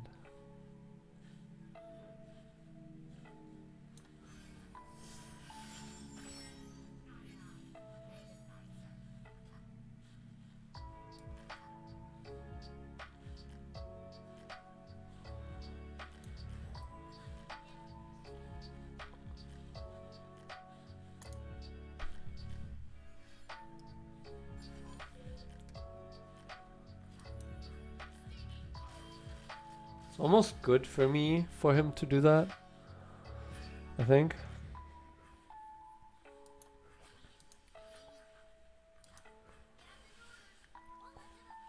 Punch.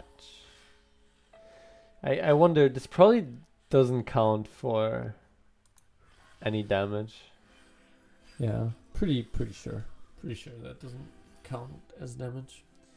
I mean, I hope he will just continue adding a minion on this board, but he will never do that.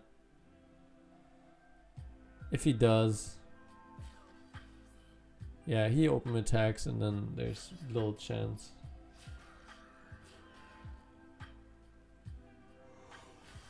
By little, I mean 0. Oh, what? Did I click on it? Did the game just decide itself? Like, yeah, you lose this.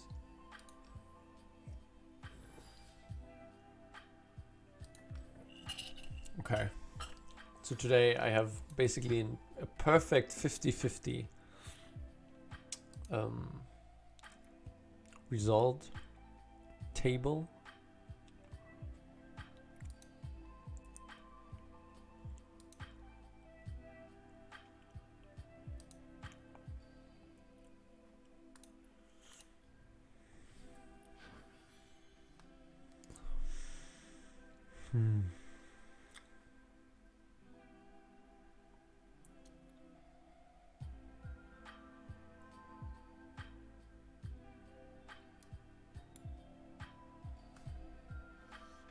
If you draw like 4 cards a turn,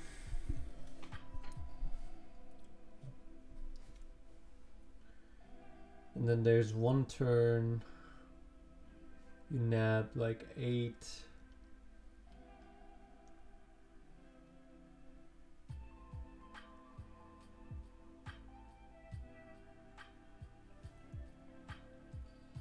And then you nab another 4 or 5, say 5 plus 8 is 13, 35 at the start.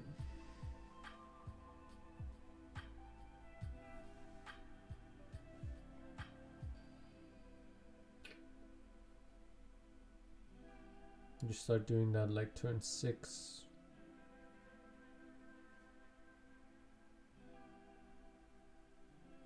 Yeah, so basically turn 10 you can kill their deck if you're really going hard on the...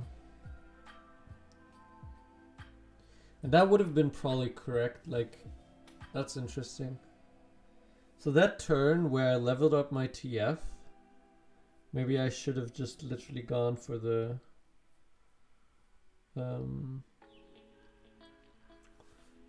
hex core. Wow, my brain. Oh.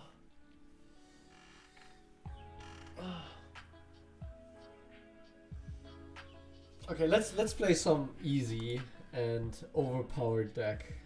Let's play Lee Sin. Okay, here we go.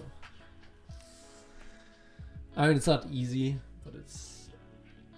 I mean, you can do a lot wrong in this deck and probably still win. So that's like the advantage of like high tier decks. You don't even have to play them well. Like the decks that I play, I don't know, I need to be really on point and I don't have really experience with them, so it's difficult to be on point, and then it's a little bit frustrating.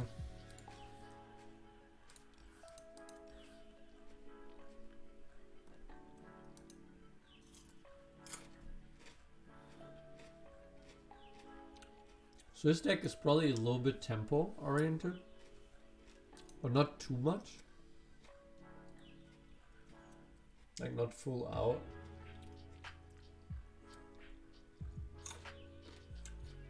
Do I want to keep Inner Sanctum for turn 4 into Lee Sin?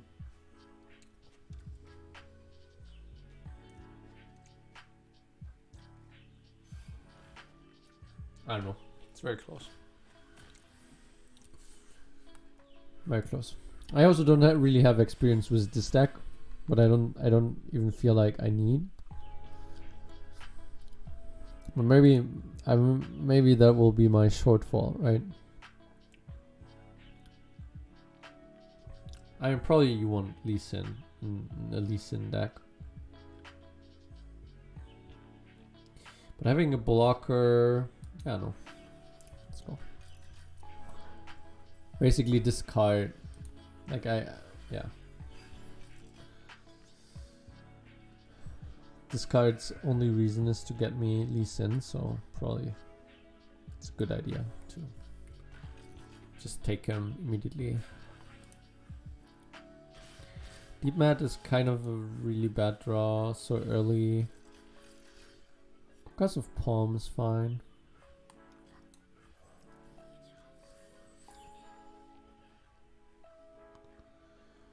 I'll definitely not Right of Calling this round, or will I? If he has a really... Is this already what I would consider too much? Then I might Payday. Payday might be super good to also Deep Mat next turn.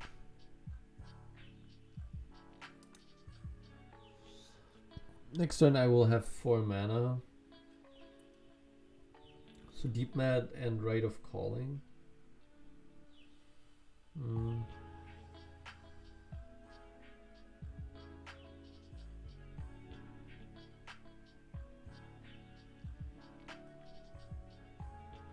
So yeah, Payday and do something.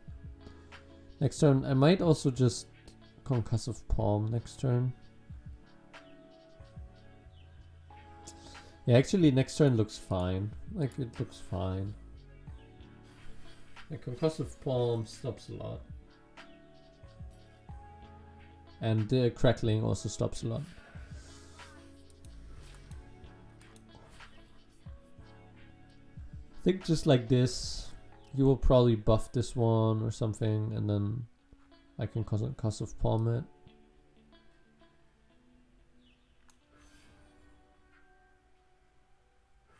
Oh, no. That's almost worse because I guess he has Vile Feast in his range. It's a bit annoying, but it's probably fine. Okay, Deep Mat maybe? Which kind of means I will probably Payday now. Into like Deep Mat next turn.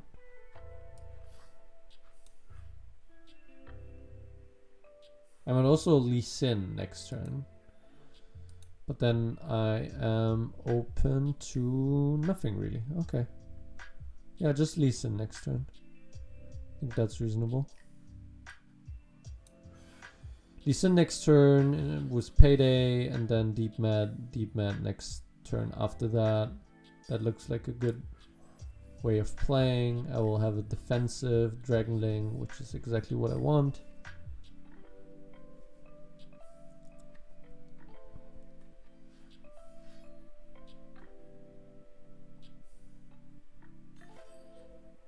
Okay.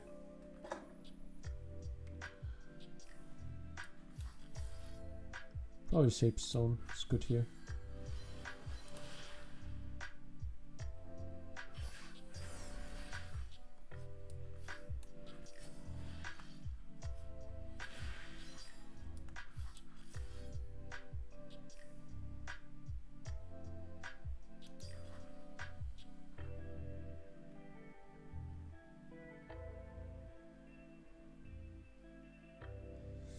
Is there any hope in making a burst pass here?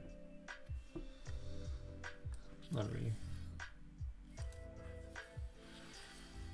So what do I do here? Spell Shield. That's cool.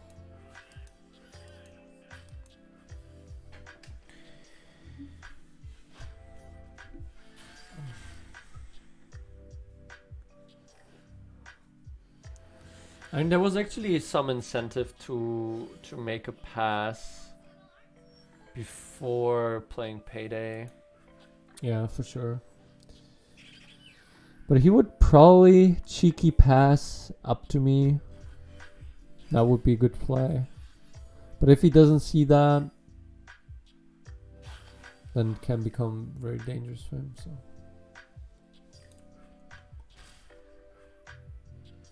I think it's very difficult to kill Lee Sin from spell shield, spell shield and barrier and 5 health. So I think I'm quite it's quite easy for me to go for deep mat.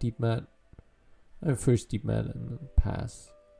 I mean, if he passes here, I will probably pass back. I mean, 3 mana, 8 mana, or 7 mana. That would be reasonable. I wouldn't mind that.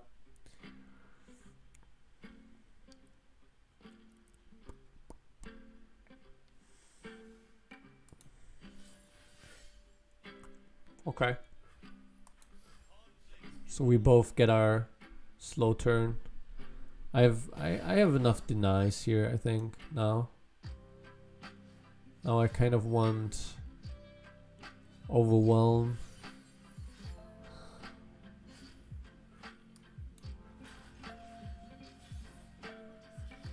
Maybe I should have played right of calling, actually. It's interesting.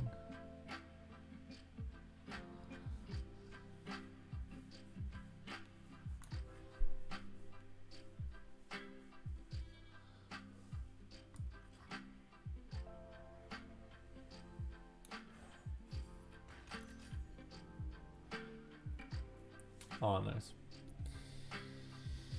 But I don't know if I payday this turn. I think I don't, actually.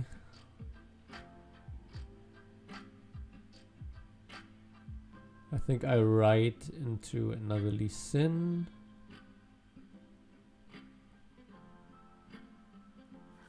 Did I sacrifice my Chronomancer for that?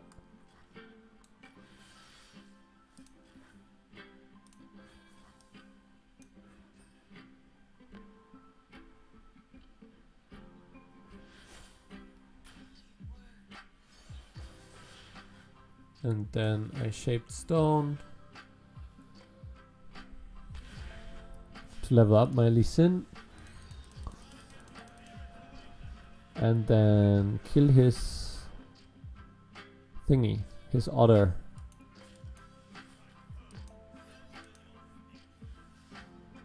Double hush.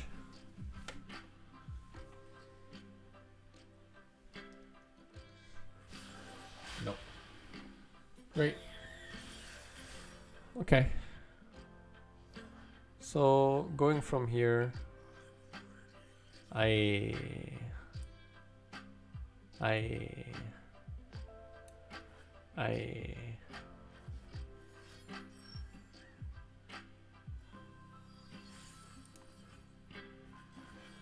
okay, good. Good for now.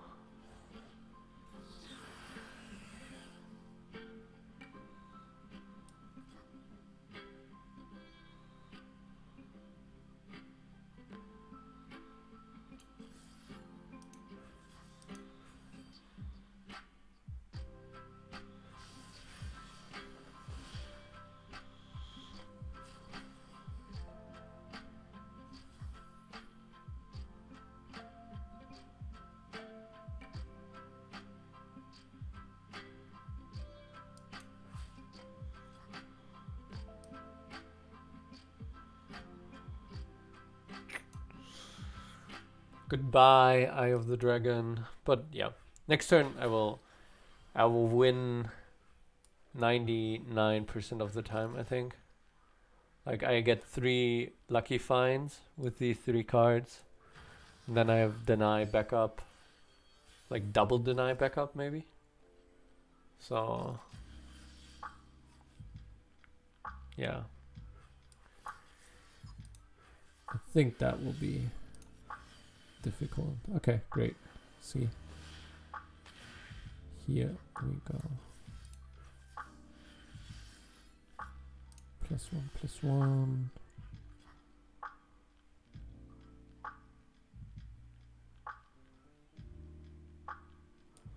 Do I need this one?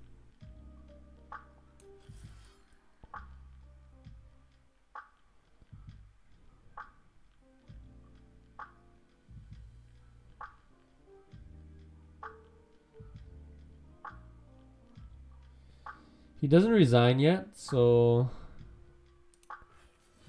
there's a chance he has like double hash or something like that. And then fair enough.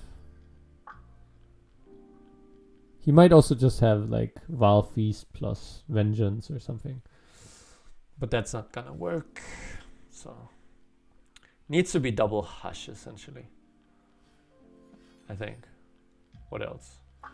Oh, this doesn't do anything, I think. Yeah, that makes sense.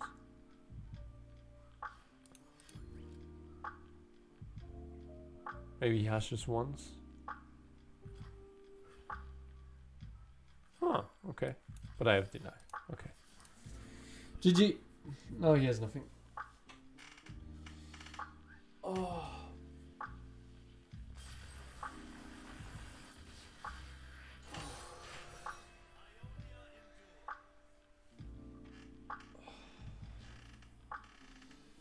Oh, my body is certainly starting to... But yeah, you see this deck is like, it's so unfair. It's so unfair.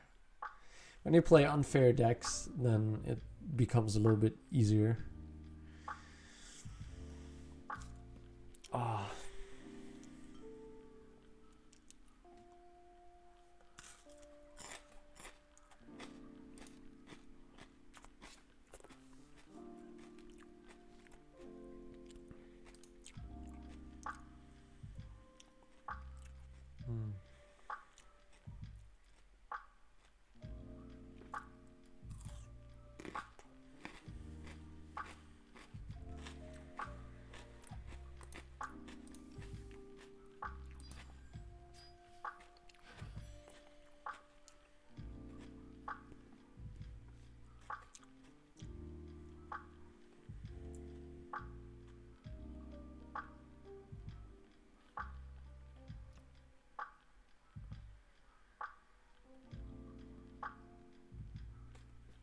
When's the next run?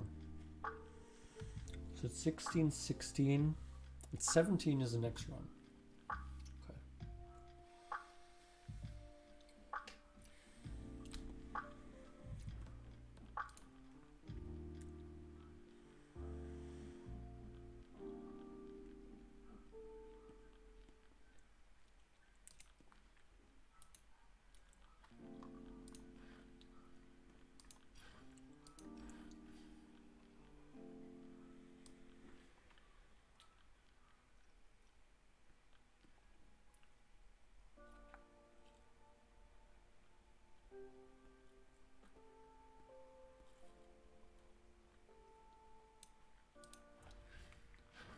Yeah, we need one boomerang blade in this deck, I think. Like actually it's a really bad card. But in this deck I think it makes sense. Because in many spots you can actually do it. Not be punished. And it can level up Renekton and stuff like that.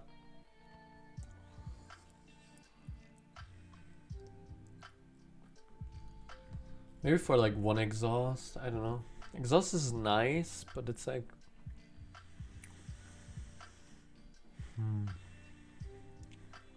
it's almost always nice, I suppose. It's also just so cheap. Maybe one Ice Shard. Or... do I play just one Inner Sanctum in this deck? Is it a bit too greedy? Do I have enough with Paydays? Nah, I think... maybe. Yeah, maybe if they're so buffed, you don't need so much like that. Okay. Take a short break.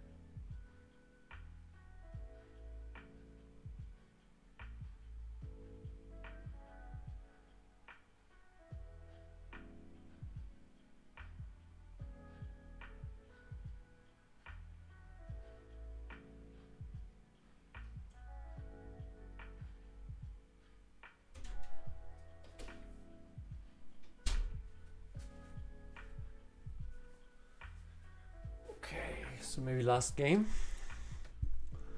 before the next run. I think so. So basically at 5 p.m. European time will be the next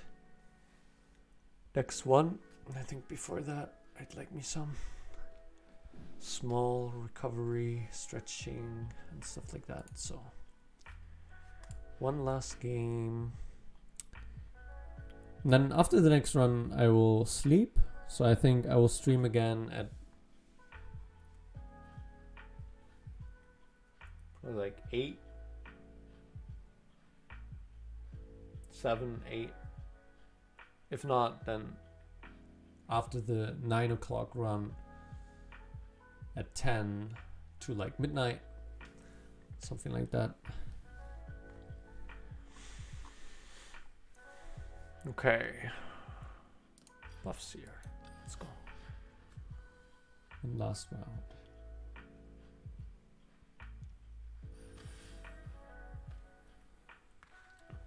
Yeah, this is like the most, like the deck I encountered the most.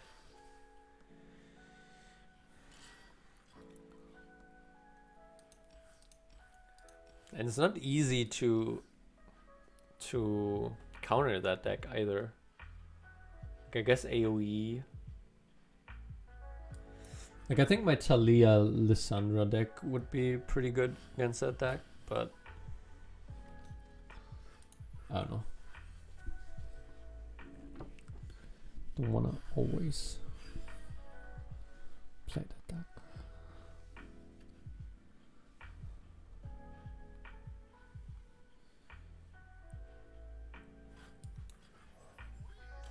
Because that deck basically has a lot of AoE, and AoE is great. Okay, that was amazing. So I kept this one basically exactly for this reason. That I have this open attack, and then I can use shared spoils. And in this case, get me a 3-drop, or this one. Okay, great. Will I immediately play him? Think there's no punish at 3 mana for him.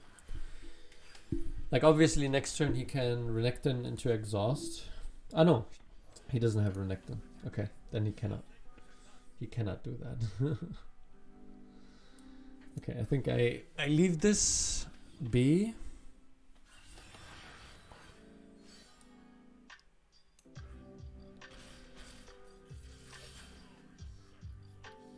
Maybe I shouldn't have left that be. Oh well.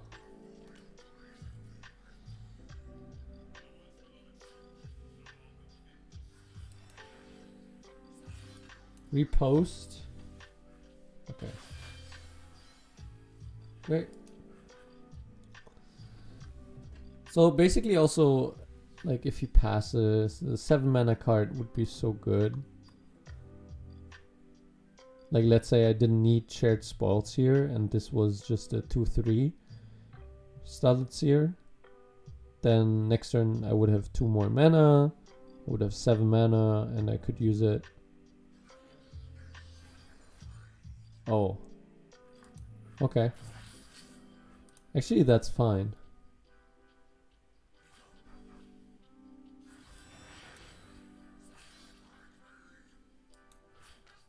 Do I even block here maybe? To make it a bit awkward. I think I don't need that even. Like I will be at 12. At 10. Is that so bad? Let's say it is. Let's say it is. You'll probably not attack here though. Yeah. I don't know. So difficult these decisions. Okay, I think I'm just gonna pass here because I have 5 mana. Anyway.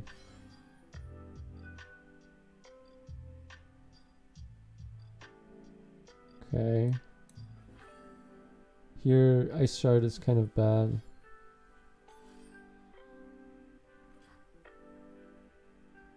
Wow. Kind of cool. Like if he attacks with this one, I level up my Renekton. Then I can attack with my Renekton.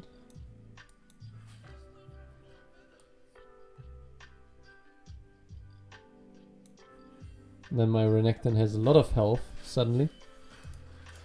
Because you get 3 extra. That's nice.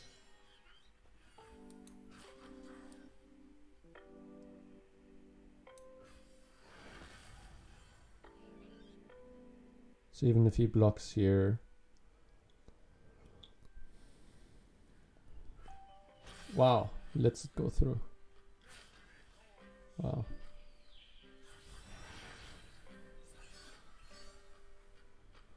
Okay.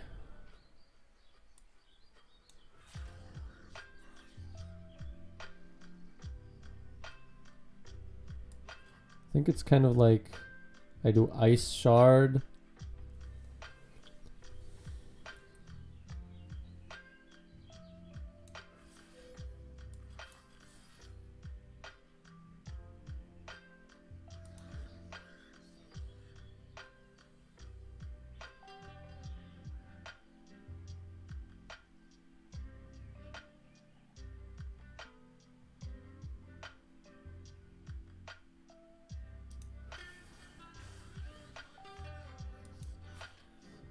And then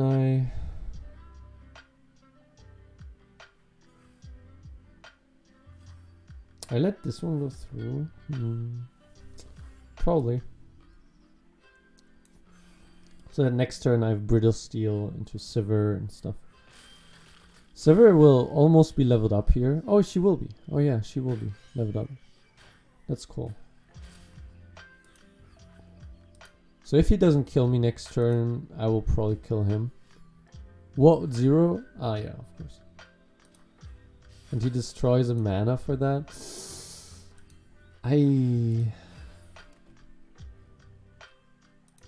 That will be difficult for him to sustain.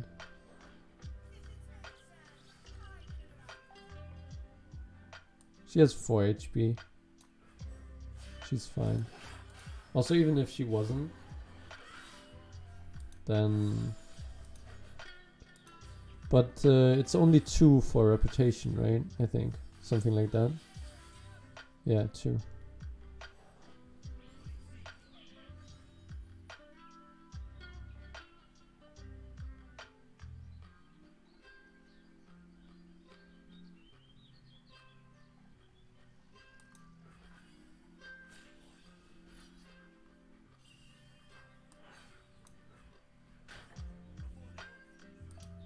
Maybe I'll even let him kill her.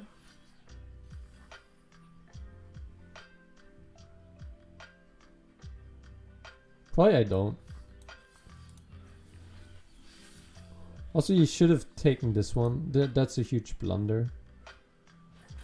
And that will cost him. What? What? What? What? That was... What? Ah.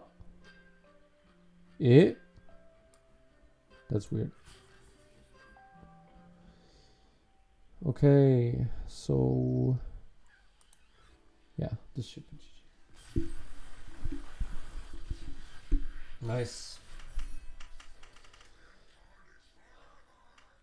And even in this game, I again didn't draw a buffed up card. Except from Shared Spoils. Buffed up. That's interesting. Maybe I should have 3 Shared Spoiled so that I get my minions even more reliably. I'm not sure how to exactly build this deck. I don't know. Deck building is really so complicated. I don't know. Anyway, guys. Thank you for watching, whoever is here, and hope you have a good day. So I will be off for a few hours I'll have a run in 20 minutes, another 4 miles.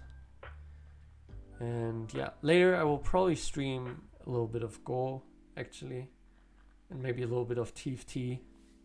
I don't know. Play some different games to get my head moving and stay in that sweet spot between things you know and novelty, having some change up. Okay, goodbye.